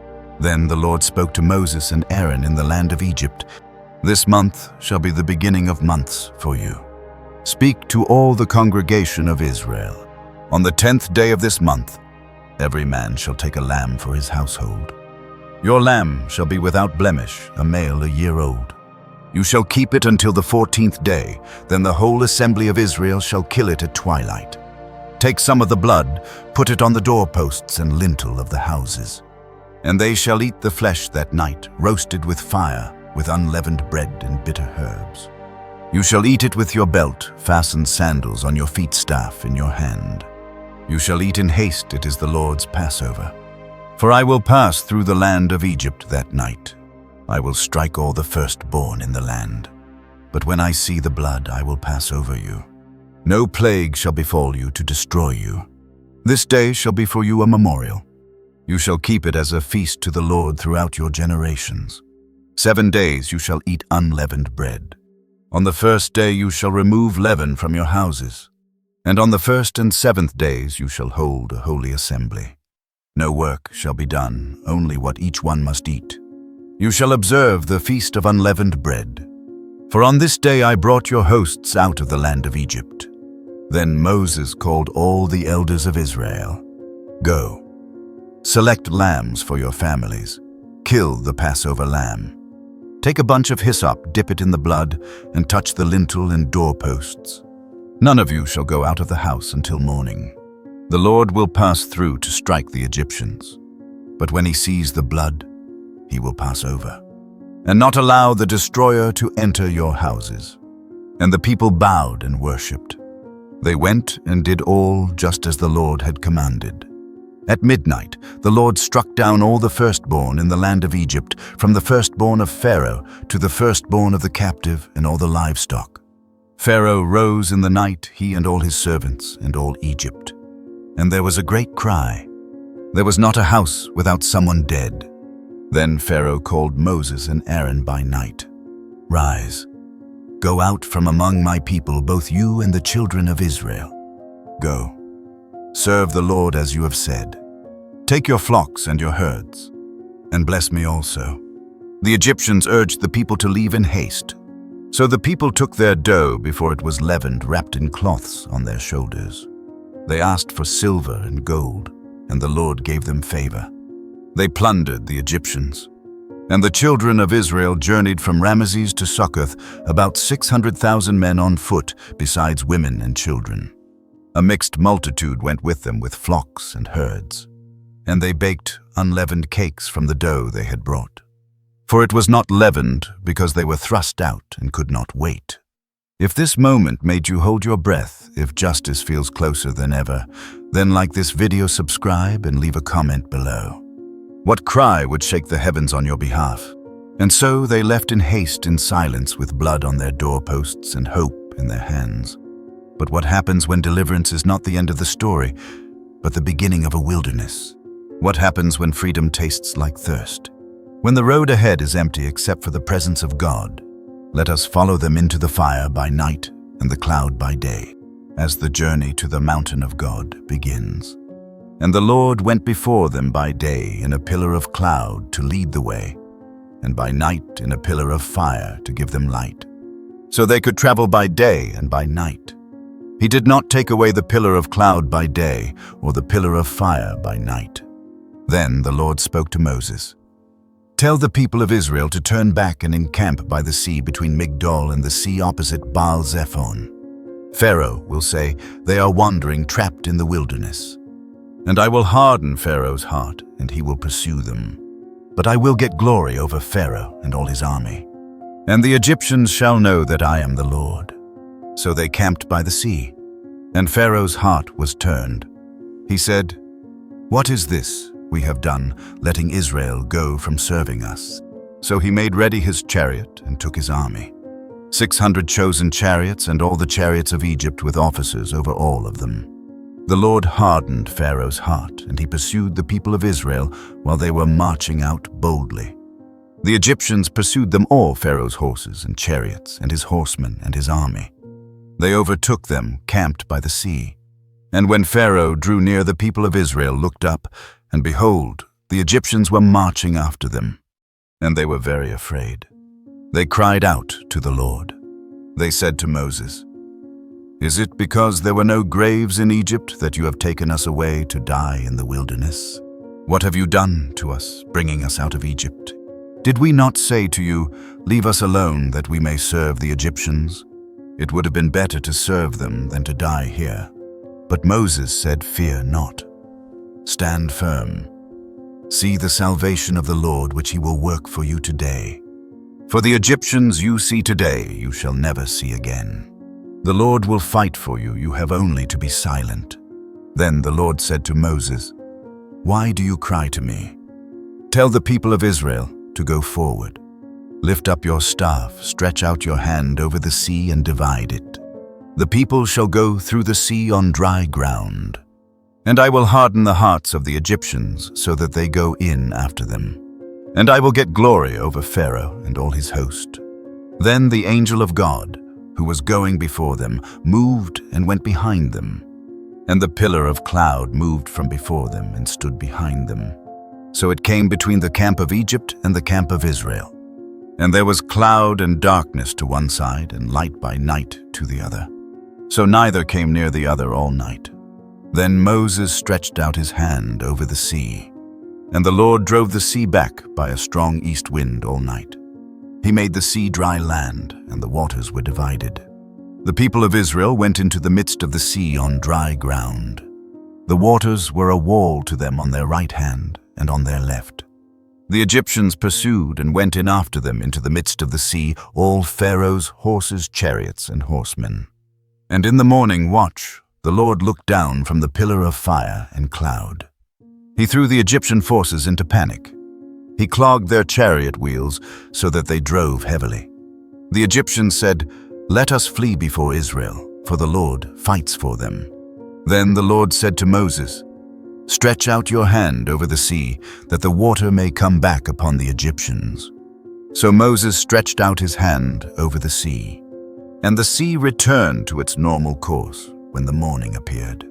As the Egyptians fled into it, the Lord threw them into the midst of the sea. The waters returned and covered the chariots and the horsemen, all the host of Pharaoh that had followed them into the sea. Not one of them remained. But the people of Israel walked on dry ground through the sea. The waters were a wall to them on their right and on their left. Thus the Lord saved Israel that day from the hand of the Egyptians. And Israel saw the Egyptians dead on the seashore. Israel saw the great power that the Lord used against the Egyptians. So the people feared the Lord, and they believed in the Lord and in his servant Moses. Then Moses and the people of Israel sang this song to the Lord. "I will sing to the Lord, for he has triumphed gloriously. The horse and his rider he has thrown into the sea. The Lord is my strength and my song, and he has become my salvation. This is my God, and I will praise him, my father's God, and I will exalt him. The Lord is a man of war, the Lord is his name. Pharaoh's chariots and his host he cast into the sea. Your right hand, O Lord, glorious in power, shatters the enemy. In the greatness of your majesty you overthrow your adversaries. Who is like you, O Lord, among the gods? Majestic in holiness, awesome in glorious deeds, doing wonders. You stretched out your right hand, the earth swallowed them. You have led in your steadfast love the people whom you have redeemed. You have guided them by your strength to your holy abode. The peoples have heard, they tremble. Pangs have seized the inhabitants of Philistia. Now are the chiefs of Edom dismayed. Trembling seizes the leaders of Moab. All the inhabitants of Canaan have melted away. Terror and dread fall upon them because of the greatness of your arm. They are still as stone till your people, O Lord, pass by the people whom you have purchased. You will bring them in and plant them on your own mountain. If this triumph felt like your own victory, if you've ever longed to sing for freedom, then like this video, subscribe, and share your voice below. What song will rise from your sea crossing? The Lord shall reign forever and ever. For when the horses of Pharaoh with his chariots and horsemen went into the sea, the Lord brought back the waters upon them. But the people of Israel walked on dry ground in the midst of the sea. Then Miriam, the prophetess, the sister of Aaron, took a tambourine in her hand. And all the women went out after her with tambourines and dancing. And Miriam sang to them, "Sing to the Lord, for he has triumphed gloriously. The horse and his rider he has thrown into the sea." Then Moses made Israel set out from the Red Sea. And they went into the wilderness of Shur. They went 3 days in the wilderness and found no water. When they came to Marah, they could not drink the water, for it was bitter. That is why it was named Marah. And the people grumbled against Moses, saying, "What shall we drink?" And he cried to the Lord, and the Lord showed him a tree. He threw it into the water, and the water became sweet. There the Lord made for them a statute and a rule, and there he tested them. He said, "If you will diligently listen to the voice of the Lord your God, and do what is right in his eyes, and give ear to his commandments, and keep all his statutes, I will put none of the diseases on you that I put on the Egyptians, for I am the Lord your healer." Then they came to Elim, where there were 12 springs of water and 70 palm trees, and they encamped there by the water. And the whole congregation of Israel set out from Elim and came to the wilderness of Sin. There the people grumbled again. "If only we had died by the hand of the Lord in Egypt, when we sat by meat pots and ate bread to the full. But you have brought us out into this wilderness to kill this whole assembly with hunger." Then the Lord said to Moses, "Behold, I am about to rain bread from heaven for you. And the people shall go out and gather a day's portion every day, that I may test them. On the 6th day they shall prepare what they bring in, and it will be twice as much as they gather daily." So Moses and Aaron said, "At evening you shall know that it was the Lord who brought you out of Egypt. And in the morning you shall see his glory, because he has heard your grumbling." Then Moses said, "When the Lord gives you meat in the evening and bread in the morning, what are we? Your grumbling is not against us, but against the Lord." In the evening, quail came up and covered the camp, and in the morning dew lay around the camp. When the dew lifted, there was on the surface a fine flake-like thing, fine as frost.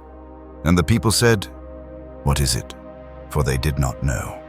And Moses said, "It is the bread that the Lord has given you to eat." So the people gathered manna day by day, and it was enough. But not all hearts are satisfied with just enough.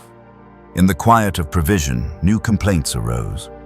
Old fears returned. The desert, though no longer silent, became a mirror, revealing not Egypt behind them, but Egypt within them. What happens when the enemy is no longer Pharaoh, but faithlessness? Let us follow them deeper into the wilderness, where water runs dry, leaders are tested, and the very voice of God descends in fire.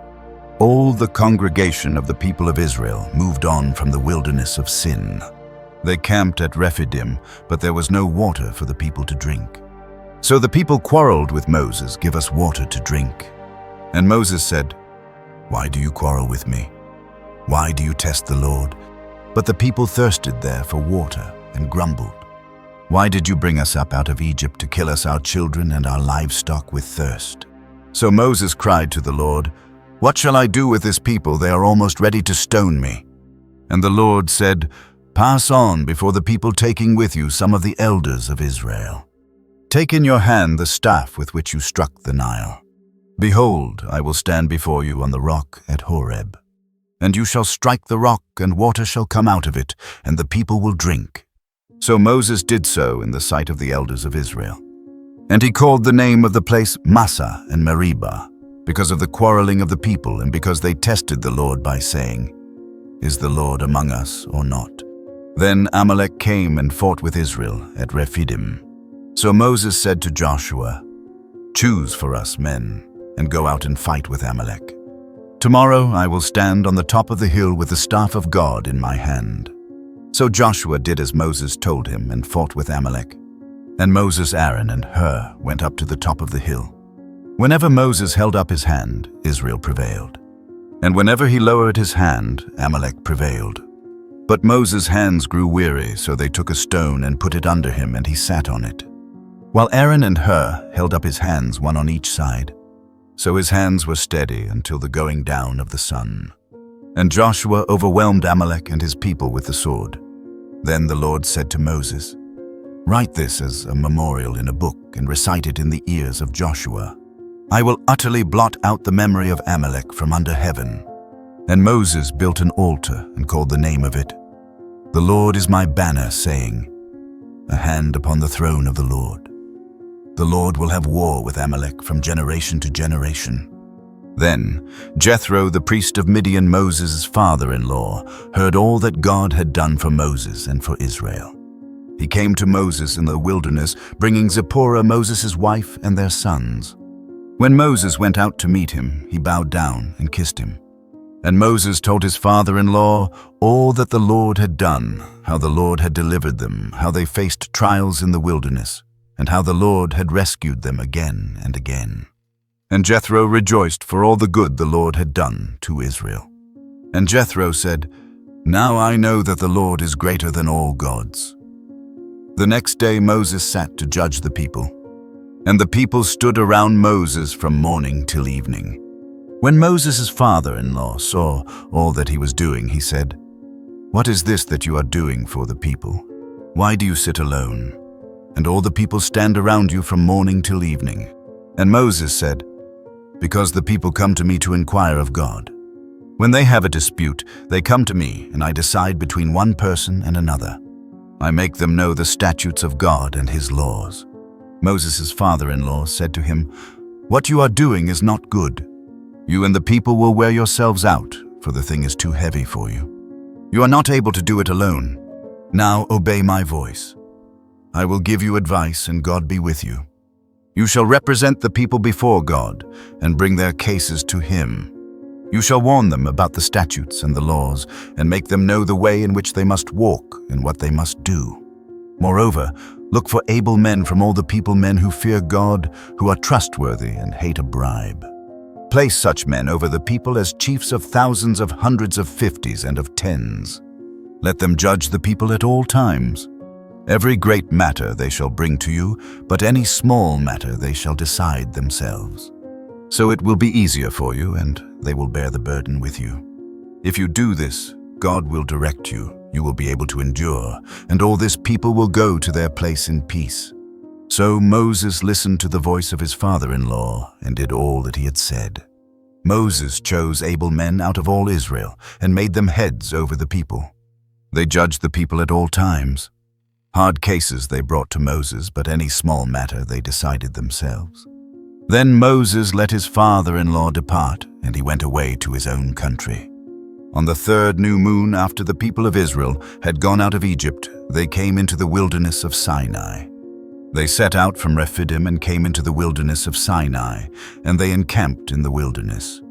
There, Israel encamped before the mountain. While Moses went up to God, the Lord called to him out of the mountain, "Thus you shall say to the house of Jacob, and tell the people of Israel, you yourselves have seen what I did to the Egyptians, and how I bore you on eagle's wings and brought you to myself. Now therefore, if you will indeed obey my voice and keep my covenant, you shall be my treasured possession among all peoples. For all the earth is mine, and you shall be to me a kingdom of priests and a holy nation." So Moses came and called the elders of the people. He set before them all these words that the Lord had commanded him. And all the people answered together and said, "All that the Lord has spoken we will do." And Moses reported the words of the people to the Lord. And the Lord said to Moses, "Behold, I am coming to you in a thick cloud, that the people may hear when I speak with you, and may also believe you forever." When Moses told the words of the people to the Lord, he said, "Go to the people and consecrate them today and tomorrow. Let them wash their garments and be ready for the third day.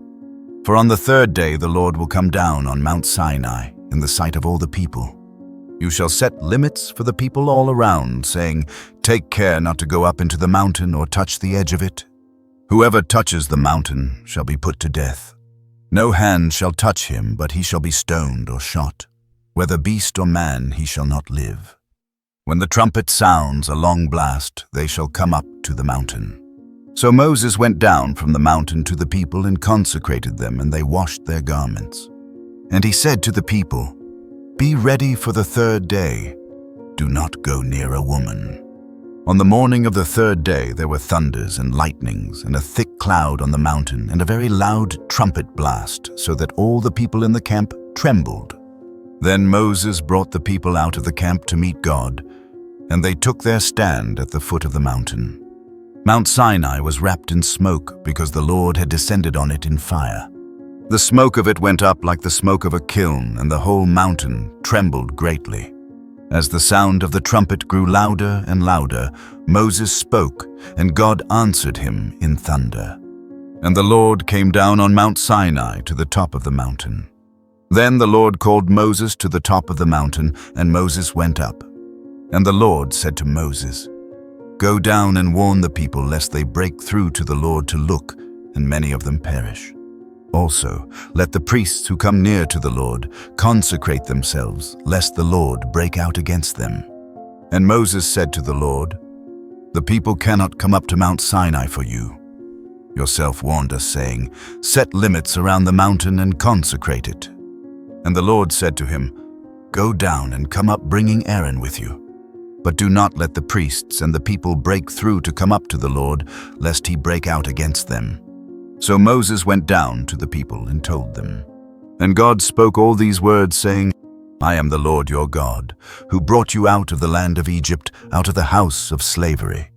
And here the voice of thunder speaks not to kings, but to former slaves, calling them holy, naming them his. If you've ever waited at the foot of something vast, in awe, in fear, in hope, then perhaps you too have heard the mountain breathe, like if this moved something in you. Subscribe if you want more echoes like these. What would you do if God himself called your name from the cloud? And so the voice did not fade into silence. It shaped law, cutting through the chaos like fire through fog. 10 words, not just commands but covenants, each syllable etched in stone and soul. But even as heaven spoke, earth trembled with doubt. Even as God descended, the people stood afar. What happens when the holy draws near, but the heart still stands at a distance? Come now to the mountain's thunder, to the trembling hands of Moses, to the words that would echo through centuries. And God spoke all these words, saying, "I am the Lord your God, who brought you out of the land of Egypt, out of the house of slavery. You shall have no other gods before me. You shall not make for yourself a carved image or any likeness of anything that is in heaven above, or that is in the earth beneath, or that is in the water under the earth. You shall not bow down to them or serve them, for I, the Lord your God, am a jealous God, visiting the iniquity of the fathers on the children to the 3rd and the 4th generation of those who hate me, but showing steadfast love to thousands of those who love me and keep my commandments. You shall not take the name of the Lord your God in vain, for the Lord will not hold him guiltless who takes his name in vain. Remember the Sabbath day to keep it holy. 6 days you shall labor and do all your work, but the 7th day is a Sabbath to the Lord your God. On it you shall not do any work. You or your son or your daughter, your male servant or your female servant, or your livestock or the sojourner who is within your gates.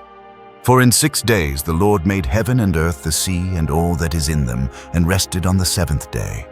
Therefore the Lord blessed the Sabbath day and made it holy. Honor your father and your mother, that your days may be long in the land that the Lord your God is giving you. You shall not murder. You shall not commit adultery. You shall not steal.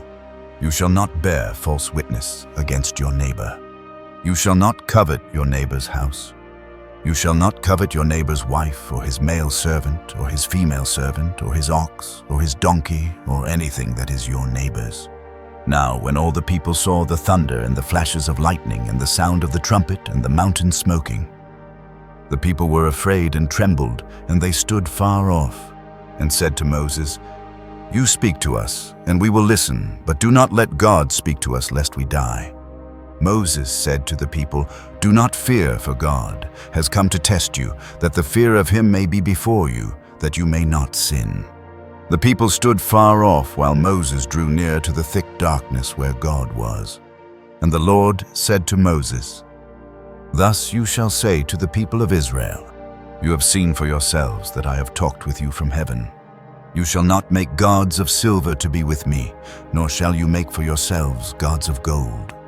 An altar of earth you shall make for me, and sacrifice on it your burnt offerings, and your peace offerings, your sheep and your oxen. In every place where I cause my name to be remembered, I will come to you and bless you. The Lord said to Moses, These are the laws you are to set before them. When you buy a Hebrew servant, he shall serve 6 years, and in the 7th he shall go out free for nothing. If he comes in single, he shall go out single. If he comes in married, then his wife shall go out with him. If his master gives him a wife, and she bears him sons or daughters, the wife and her children shall be her master's, and he shall go out alone. But if the servant plainly says, I love my master, my wife, and my children, I will not go out free, then his master shall bring him to God, and he shall bring him to the door or the doorpost. And his master shall bore his ear through with an awl, and he shall be his servant forever. When a man sells his daughter as a servant, she shall not go out as the male servants do. If she does not please her master, who has designated her for himself, then he shall let her be redeemed.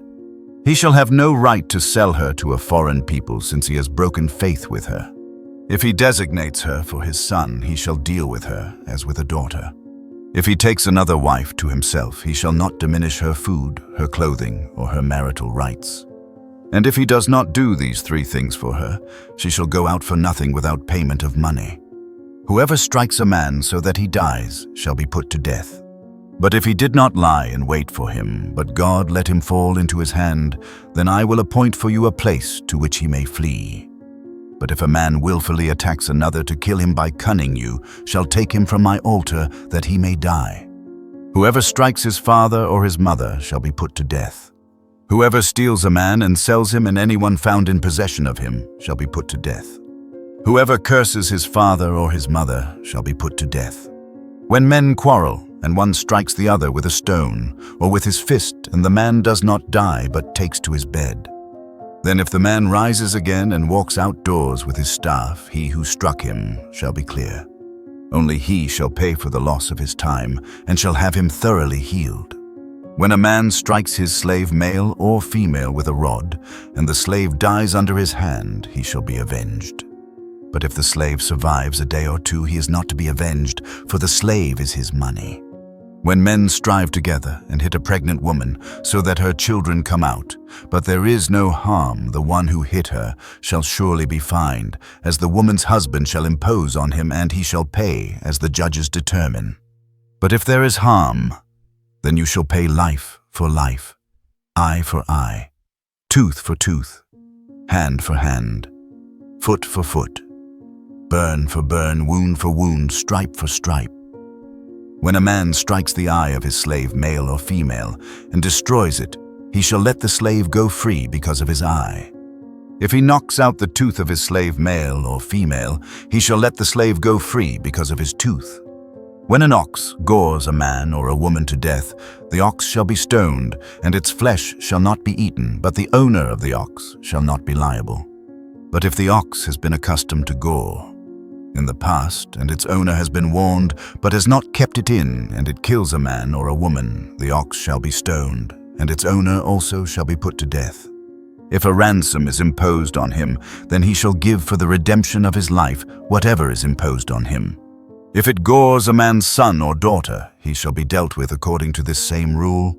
If the ox gores a slave, male or female, the owner shall give to their master 30 shekels of silver, and the ox shall be stoned.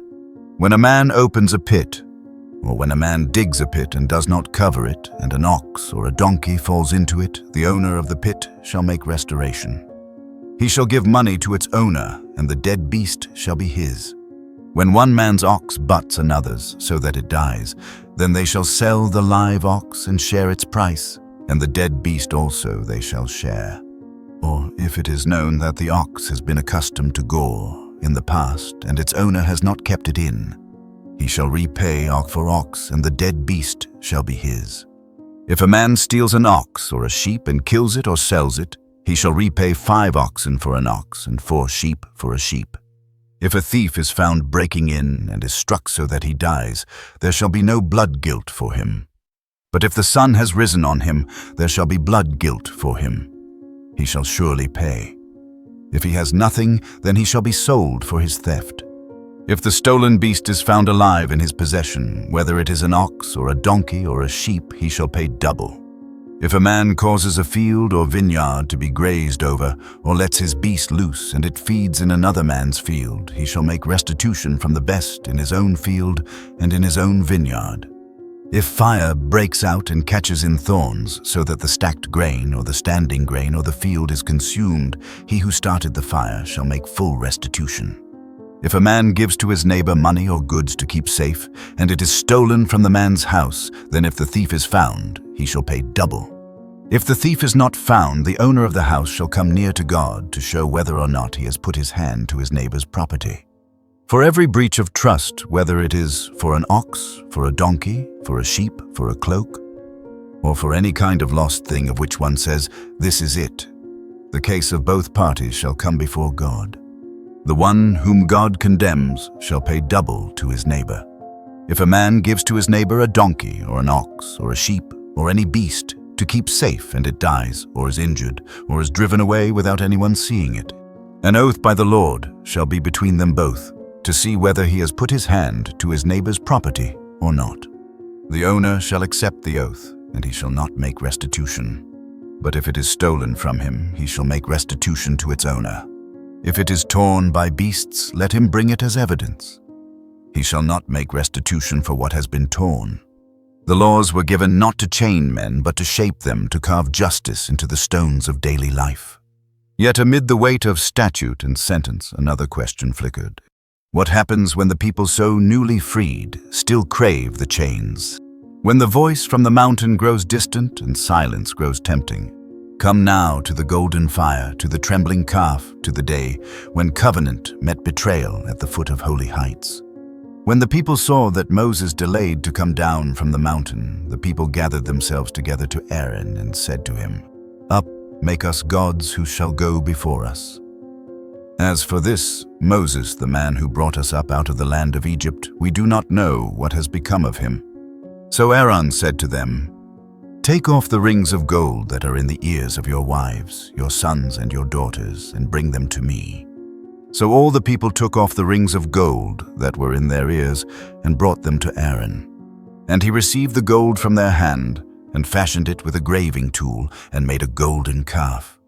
And they said, "These are your gods, O Israel, who brought you up out of the land of Egypt." When Aaron saw this, he built an altar before it, and Aaron made a proclamation and said, "Tomorrow shall be a feast to the Lord." And they rose up early the next day and offered burnt offerings and brought peace offerings. And the people sat down to eat and drink and rose up to play. And the Lord said to Moses, "Go down, for your people whom you brought up out of the land of Egypt have corrupted themselves. They have turned aside quickly out of the way that I commanded them. They have made for themselves a golden calf and have worshipped it and sacrificed to it and said, 'These are your gods, O Israel, who brought you up out of the land of Egypt.'" And the Lord said to Moses, "I have seen this people, and behold, it is a stiff-necked people. Now therefore let me alone, that my wrath may burn hot against them, and I may consume them, in order that I may make a great nation of you." But Moses implored the Lord his God and said, "O Lord, why does your wrath burn hot against your people whom you have brought out of the land of Egypt with great power and with a mighty hand? Why should the Egyptians say, 'With evil intent did he bring them out to kill them in the mountains and to consume them from the face of the earth'? Turn from your burning anger and relent from this disaster against your people. Remember Abraham, Isaac, and Israel, your servants to whom you swore by your own self and said to them, 'I will multiply your offspring as the stars of heaven, and all this land that I have promised I will give to your offspring, and they shall inherit it forever.' And the Lord relented from the disaster that he had spoken of, bringing on his people. Then Moses turned and went down from the mountain with the 2 tablets of the testimony in his hand, tablets that were written on both sides.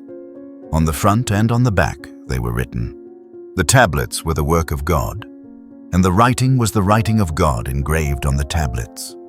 When Joshua heard the noise of the people as they shouted, he said to Moses, "There is a noise of war in the camp." But he said, "It is not the sound of shouting for victory or the sound of the cry of defeat, but the sound of singing that I hear." And as soon as he came near the camp and saw the calf and the dancing, Moses' anger burned hot. And he threw the tablets out of his hands and broke them at the foot of the mountain. He took the calf that they had made and burned it with fire and ground it to powder and scattered it on the water and made the people of Israel drink it. And Moses said to Aaron, "What did this people do to you that you have brought such a great sin upon them?" And Aaron said, "Let not the anger of my Lord burn hot. You know the people that they are set on evil. For they said to me, 'Make us gods who shall go before us.' As for this Moses, the man who brought us up out of the land of Egypt, we do not know what has become of him. So I said to them, 'Let any who have gold take it off.' So they gave it to me, and I threw it into the fire, and out came this calf.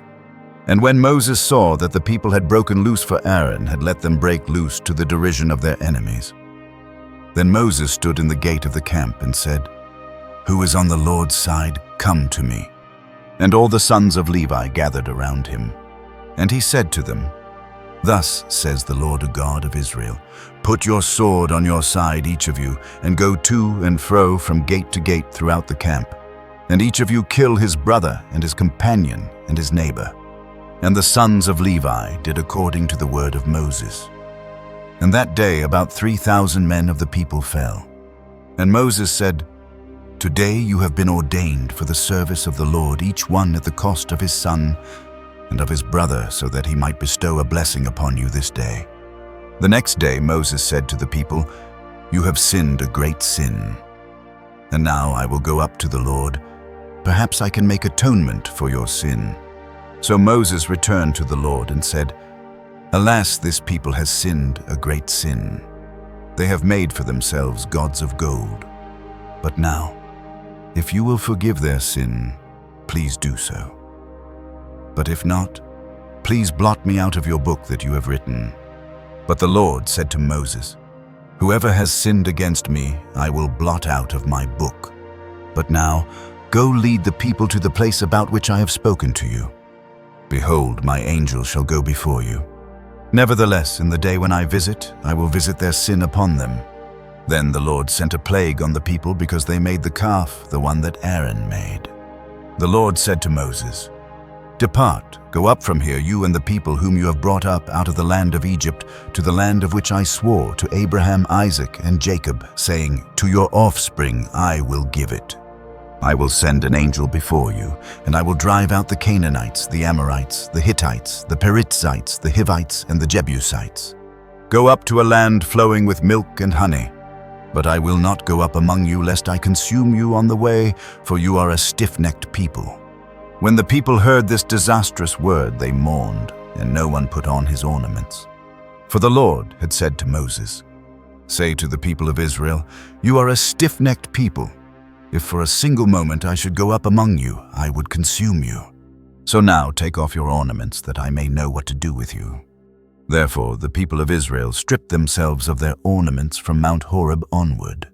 Now Moses used to take the tent and pitch it outside the camp, far off from the camp, and he called it the tent of meeting. And everyone who sought the Lord would go out to the tent of meeting, which was outside the camp. Whenever Moses went out to the tent, all the people would rise up, and each would stand at his tent door and watch Moses until he had gone into the tent. When Moses entered the tent, the pillar of cloud would descend and stand at the entrance of the tent, and the Lord would speak with Moses. And when all the people saw the pillar of cloud standing at the entrance of the tent, all the people would rise up and worship each at his tent door. Thus the Lord used to speak to Moses face to face, as a man speaks to his friend. When Moses turned again into the camp, his assistant Joshua, the son of Nun, a young man, would not depart from the tent. Moses said to the Lord, "See, you say to me, bring up this people. But you have not let me know whom you will send with me. Yet you have said, I know you by name, and you have also found favor in my sight. Now therefore, if I have found favor in your sight, please show me now your ways that I may know you in order to find favor in your sight. Consider too that this nation is your people. And he said, My presence will go with you, and I will give you rest.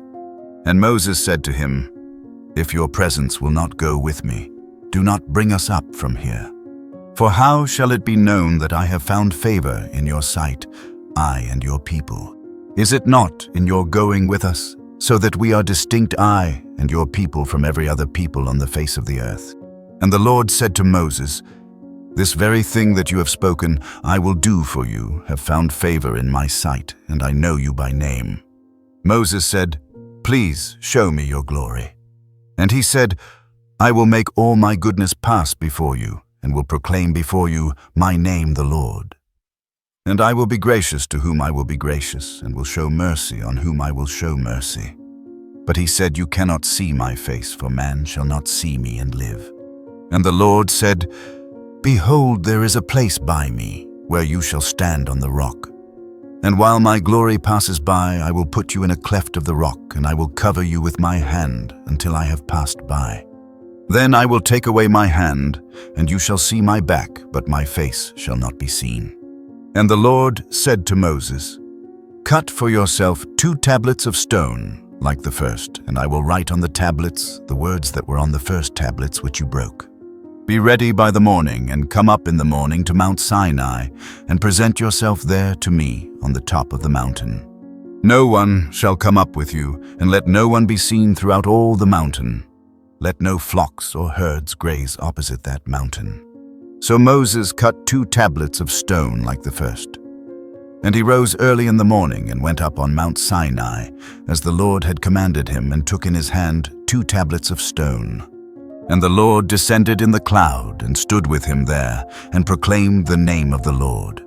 The Lord passed before him, and proclaimed, The Lord, a God, merciful and gracious, slow to anger, and abounding in steadfast love and faithfulness, keeping steadfast love for thousands, forgiving iniquity and transgression and sin. But who will by no means clear the guilty, visiting the iniquity of the fathers on the children and the children's children to the 3rd and the 4th generation.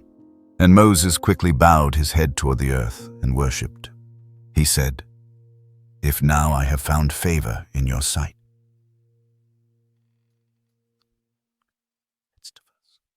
For it is a stiff-necked people, and pardon our iniquity and our sin, and take us for your inheritance. Even now we each stand at the threshold of the tent. Will we draw near? If the Lord whispered to Moses face to face, what might he say to you? If you paused long enough to listen, like if this moment stirred you, share it with someone seeking their own cleft in the rock. Subscribe if you're walking this sacred path with us. The tablets were broken, but the covenant by mercy would be mended. Though the people drank their shame and bowed in silence, Moses climbed once more, bearing stone, seeking fire, pleading not for wrath, but for presence. And what came down from Sinai was not thunder, but instruction, a weaving of holiness into garments, altars, and days. Come watch how the invisible became tangible, how the dwelling place of God took shape among men. The Lord said to Moses, Cut for yourself 2 tablets of stone like the first, and I will write on the tablets the words that were on the first tablets which you broke. Be ready by the morning, and come up in the morning to Mount Sinai, and present yourself there to me on the top of the mountain. No one shall come up with you, and let no one be seen throughout all the mountain. Let no flocks or herds graze opposite that mountain. So Moses cut 2 tablets of stone like the first. And he rose early in the morning and went up on Mount Sinai, as the Lord had commanded him, and took in his hand 2 tablets of stone. And the Lord descended in the cloud, and stood with him there, and proclaimed the name of the Lord. The Lord passed before him, and proclaimed, The Lord, a God, merciful and gracious, slow to anger, and abounding in steadfast love and faithfulness, keeping steadfast love for thousands, forgiving iniquity and transgression and sin. But who will by no means clear the guilty, visiting the iniquity of the fathers on the children and the children's children to the third and the fourth generation? And Moses quickly bowed his head toward the earth and worshipped. And he said, If now I have found favor in your sight, O Lord, please let the Lord go in the midst of us, for it is a stiff-necked people, and pardon our iniquity and our sin, and take us for your inheritance. And he said, Behold, I am making a covenant. Before all your people I will do marvels such as have not been created in all the earth or in any nation. And all the people among whom you are shall see the work of the Lord, for it is an awesome thing that I will do with you. Observe what I command you this day. Behold, I will drive out before you the Amorites, the Canaanites, the Hittites, the Perizzites, the Hivites, and the Jebusites. Take care lest you make a covenant with the inhabitants of the land to which you go, lest it become a snare in your midst. You shall tear down their altars, and break their pillars, and cut down their asherim, for you shall worship no other God, for the Lord, whose name is a jealous God. Lest you make a covenant with the inhabitants of the land, and when they whore after their gods and sacrifice to their gods, and you are invited, you eat of his sacrifice, and you take of their daughters for your sons, and their daughters whore after their gods, and make your sons whore after their gods. You shall not make for yourself any gods of cast metal. You shall keep the feast of unleavened bread. 7 days you shall eat unleavened bread, as I commanded you at the time appointed in the month Abib, for in the month Abib you came out from Egypt. All that opened the womb are mine, all your male livestock, the firstborn of cow and sheep. The firstborn of a donkey you shall redeem with a lamb, or if you will not redeem it, you shall break its neck. All the firstborn of your sons you shall redeem, and none shall appear before me empty-handed. 6 days you shall work, but on the 7th day you shall rest. In plowing time and in harvest you shall rest. You shall observe the Feast of Weeks, the first fruits of wheat harvest, and the Feast of Ingathering at the year's end. 3 times in the year shall all your males appear before the Lord God, the God of Israel. For I will cast out nations before you and enlarge your borders. No one shall covet your land when you go up to appear before the Lord your God 3 times in the year. You shall not offer the blood of my sacrifice with anything leavened, or let the sacrifice of the feast of the Passover remain until the morning. The best of the first fruits of your ground you shall bring to the house of the Lord your God. You shall not boil a young goat in its mother's milk. And the Lord said to Moses, Write these words, for in accordance with these words I have made a covenant with you and with Israel. So he was there with the Lord 40 days and 40 nights. He neither ate bread nor drank water. And he wrote on the tablets the words of the covenant, the 10 commandments. When Moses came down from Mount Sinai, with the 2 tablets of the testimony in his hand as he came down from the mountain, Moses did not know that the skin of his face shone, because he had been talking with God. Aaron and all the people of Israel saw Moses, and behold, the skin of his face shone, and they were afraid to come near him. But Moses called to them, and Aaron and all the leaders of the congregation returned to him, and Moses talked with them. Afterward, all the people of Israel came near, and he commanded them all that the Lord had spoken with him in Mount Sinai. And when Moses had finished speaking with them, he put a veil over his face. Whenever Moses went in before the Lord to speak with him, he would remove the veil until he came out. And when he came out and told the people of Israel what he was commanded, the people of Israel would see the face of Moses, that the skin of Moses' face was shining. And Moses would put the veil over his face again until he went in to speak with him. Moses assembled all the congregation of the people of Israel and said to them, These are the things that the Lord has commanded you to do. 6 days' work shall be done, but on the 7th day you shall have a Sabbath of solemn rest, holy to the Lord. Whoever does any work on it shall be put to death. You shall kindle no fire in all your dwelling places on the Sabbath day. Moses said to all the congregation of the people of Israel, This is the thing that the Lord has commanded. Take from among you a contribution to the Lord. Whoever is of a generous heart, let him bring the Lord's contribution, gold, silver, and bronze. blue and purple and scarlet yarns, and fine twined linen, goat's hair tanned ram's skins and goat skins, acacia wood oil for the light spices for the anointing oil, and for the fragrant incense, and onyx stones and stones for setting for the ephod and for the breastpiece.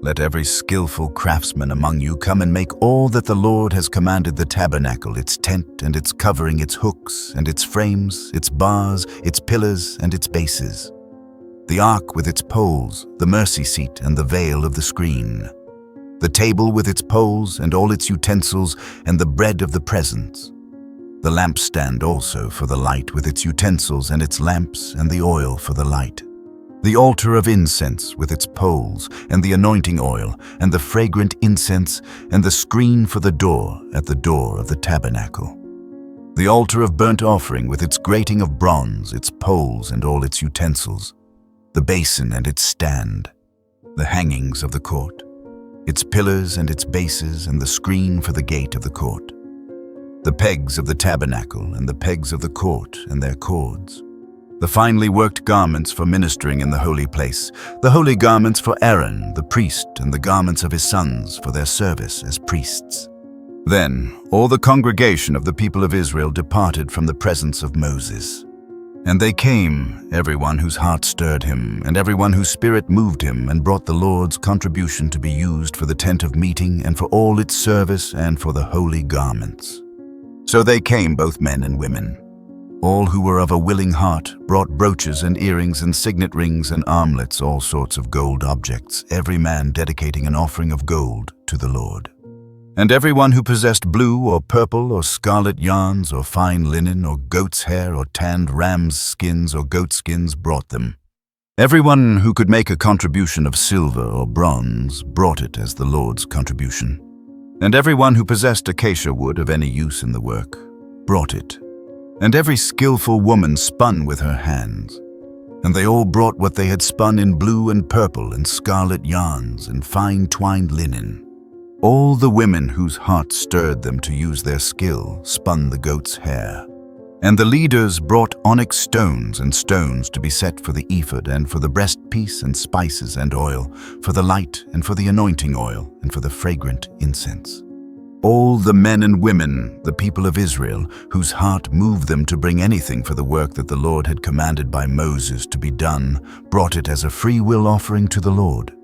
Then Moses said to the people of Israel, "See, the Lord has called by name Bezalel, the son of Uri, son of Hur, of the tribe of Judah. And he has filled him with the Spirit of God, with skill, with intelligence, with knowledge, and with all craftsmanship, to devise artistic designs, to work in gold and silver and bronze, in cutting stones for setting, and in carving wood for work in every skilled craft. And he has inspired him to teach both him and Oholiab, the son of Ahisamach, of the tribe of Dan. He has filled them with skill to do every sort of work done by an engraver, or by a designer, or by an embroiderer, in blue and purple and scarlet yarns and fine twined linen, or by a weaver, by any sort of workman or skilled designer.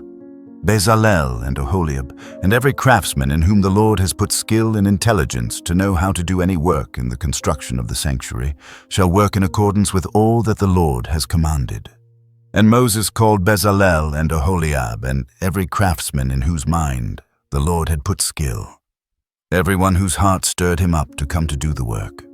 And they received from Moses all the contribution that the people of Israel had brought for doing the work on the sanctuary. They still kept bringing him free will offerings every morning, so that all the craftsmen who were doing every sort of task on the sanctuary came each from the task that he was doing, and said to Moses, "The people bring much more than enough for doing the work that the Lord has commanded us to do."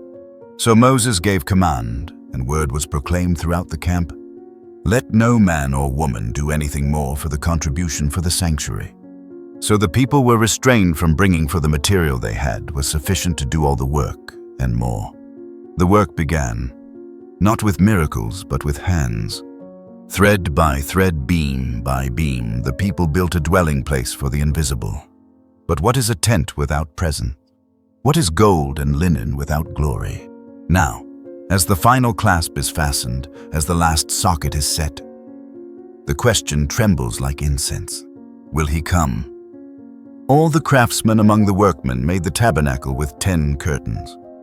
They were made of fine twined linen and blue and purple and scarlet yarns, with cherubim skillfully worked. The length of each curtain was 28 cubits, and the breadth of each curtain 4 cubits. All the curtains were the same size. He coupled 5 curtains to one another, and the other 5 curtains he coupled to one another.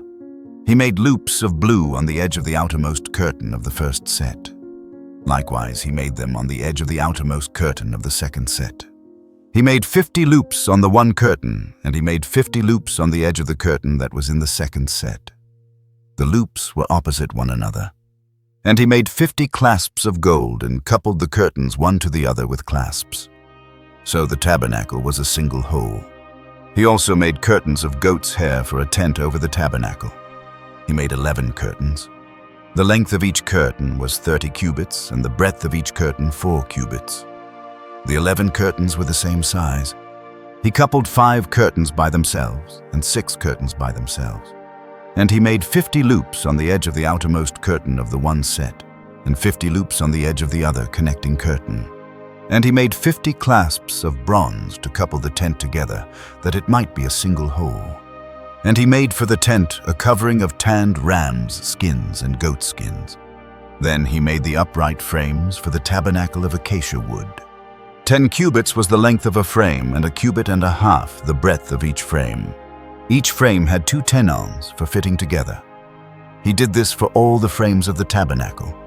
The frames for the tabernacle he made thus 20 frames for the south side. And he made 40 bases of silver under the 20 frames. 2 bases under one frame for its 2 tenons, and 2 bases under the next frame for its 2 tenons. For the second side of the tabernacle on the north side he made 20 frames, and their 40 bases of silver. 2 bases under one frame, and 2 bases under the next frame. For the rear of the tabernacle westward he made 6 frames. He made 2 frames for corners of the tabernacle in the rear. And they were separate beneath, but joined at the top at the first ring. He made 2 of them this way for the 2 corners. There were 8 frames with their bases of silver. 16 bases under every frame, 2 bases. He made bars of acacia wood, 5 for the frames of the one side of the tabernacle, and 5 bars for the frames of the other side of the tabernacle, and 5 bars for the frames of the tabernacle at the rear westward. And he made the middle bar to run from end to end, halfway up the frames. And he overlaid the frames with gold, and made their rings of gold for holders for the bars, and overlaid the bars with gold. He made the veil of blue and purple and scarlet yarns and fine twined linen. With cherubim skillfully worked into it he made it. And for it he made 4 pillars of acacia and overlaid them with gold. Their hooks were of gold, and he cast for them 4 bases of silver. He also made a screen for the entrance of the tent of blue and purple and scarlet yarns and fine twined linen embroidered with needlework, and its 5 pillars with their hooks. He overlaid their capitals, and their fillets were of gold, but their 5 bases were of bronze. Bezalel made the ark of acacia wood. 2.5 cubits was its length, 1.5 cubits its breadth, and 1.5 cubits its height. And he overlaid it with pure gold inside and outside, and made a molding of gold around it. And he cast for it 4 rings of gold, for its 4 feet 2 rings on its one side, and 2 rings on its other side. And he made poles of acacia wood, and overlaid them with gold, and put the poles into the rings on the sides of the ark, to carry the ark. And he made a mercy seat of pure gold. 2.5 cubits was its length, and 1.5 cubits its breadth. And he made 2 cherubim of gold. He made them of hammered work on the 2 ends of the mercy seat, 1 cherub on the one end and 1 cherub on the other end. He made the cherubim of one piece with the mercy seat on its 2 ends. The cherubim spread out their wings above, overshadowing the mercy seat with their wings, with their faces one to another. Toward the mercy seat were the faces of the cherubim. He also made the table of acacia wood. 2 cubits was its length, 1 cubit its breadth, and 1.5 cubits its height. And he overlaid it with pure gold, and made a molding of gold around it. And he made a rim around it 1 handbreadth wide, and made a molding of gold around the rim. He cast for it 4 rings of gold and fastened the rings to the 4 corners at its 4 legs. Close to the frame were the rings as holders for the poles to carry the table. He made the poles of acacia wood to carry the table and overlaid them with gold. And he made the vessels of pure gold that were to be on the table, its plates and dishes for incense, and its bowls and flagons with which to pour drink offerings. He also made the lampstand of pure gold. He made the lampstand of hammered work. Its base, its stem, its cups, its calyxes, and its flowers were of one piece with it. And there were 6 branches going out of its sides. 3 branches of the lampstand out of one side of it, and 3 branches of the lampstand out of the other side of it. 3 cups made like almond blossoms, each with calyx and flower on one branch, and 3 cups made like almond blossoms on the other branch, so for the 6 branches going out of the lampstand. And on the lampstand itself were 4 cups made like almond blossoms, with their calyxes and flowers, and a calyx of one piece with it under each pair of the 6 branches going out of it. Their calyxes and their branches were of one piece with it. The whole of it was a single piece of hammered work of pure gold. And he made it 7 lamps, and its tongs, and its trays of pure gold. He made it and all its utensils out of a talent of pure gold. He made the altar of incense of acacia wood. Its length was a cubit, and its breadth was a cubit. It was square, and 2 cubits was its height. Its horns were of one piece with it. And he overlaid it with pure gold, its top and around its sides and its horns. And he made a molding of gold around it, and made 2 rings of gold on it, under its molding on 2 opposite sides of it, as holders for the poles with which to carry it. And he made the poles of acacia wood and overlaid them with gold. He made the holy anointing oil also, and the pure fragrant incense blended as by the perfumer. Then the Lord spoke to Moses, saying, On the 1st day of the 1st month you shall erect the tabernacle of the tent of meeting. And you shall put in it the ark of the testimony, and you shall screen the ark with the veil.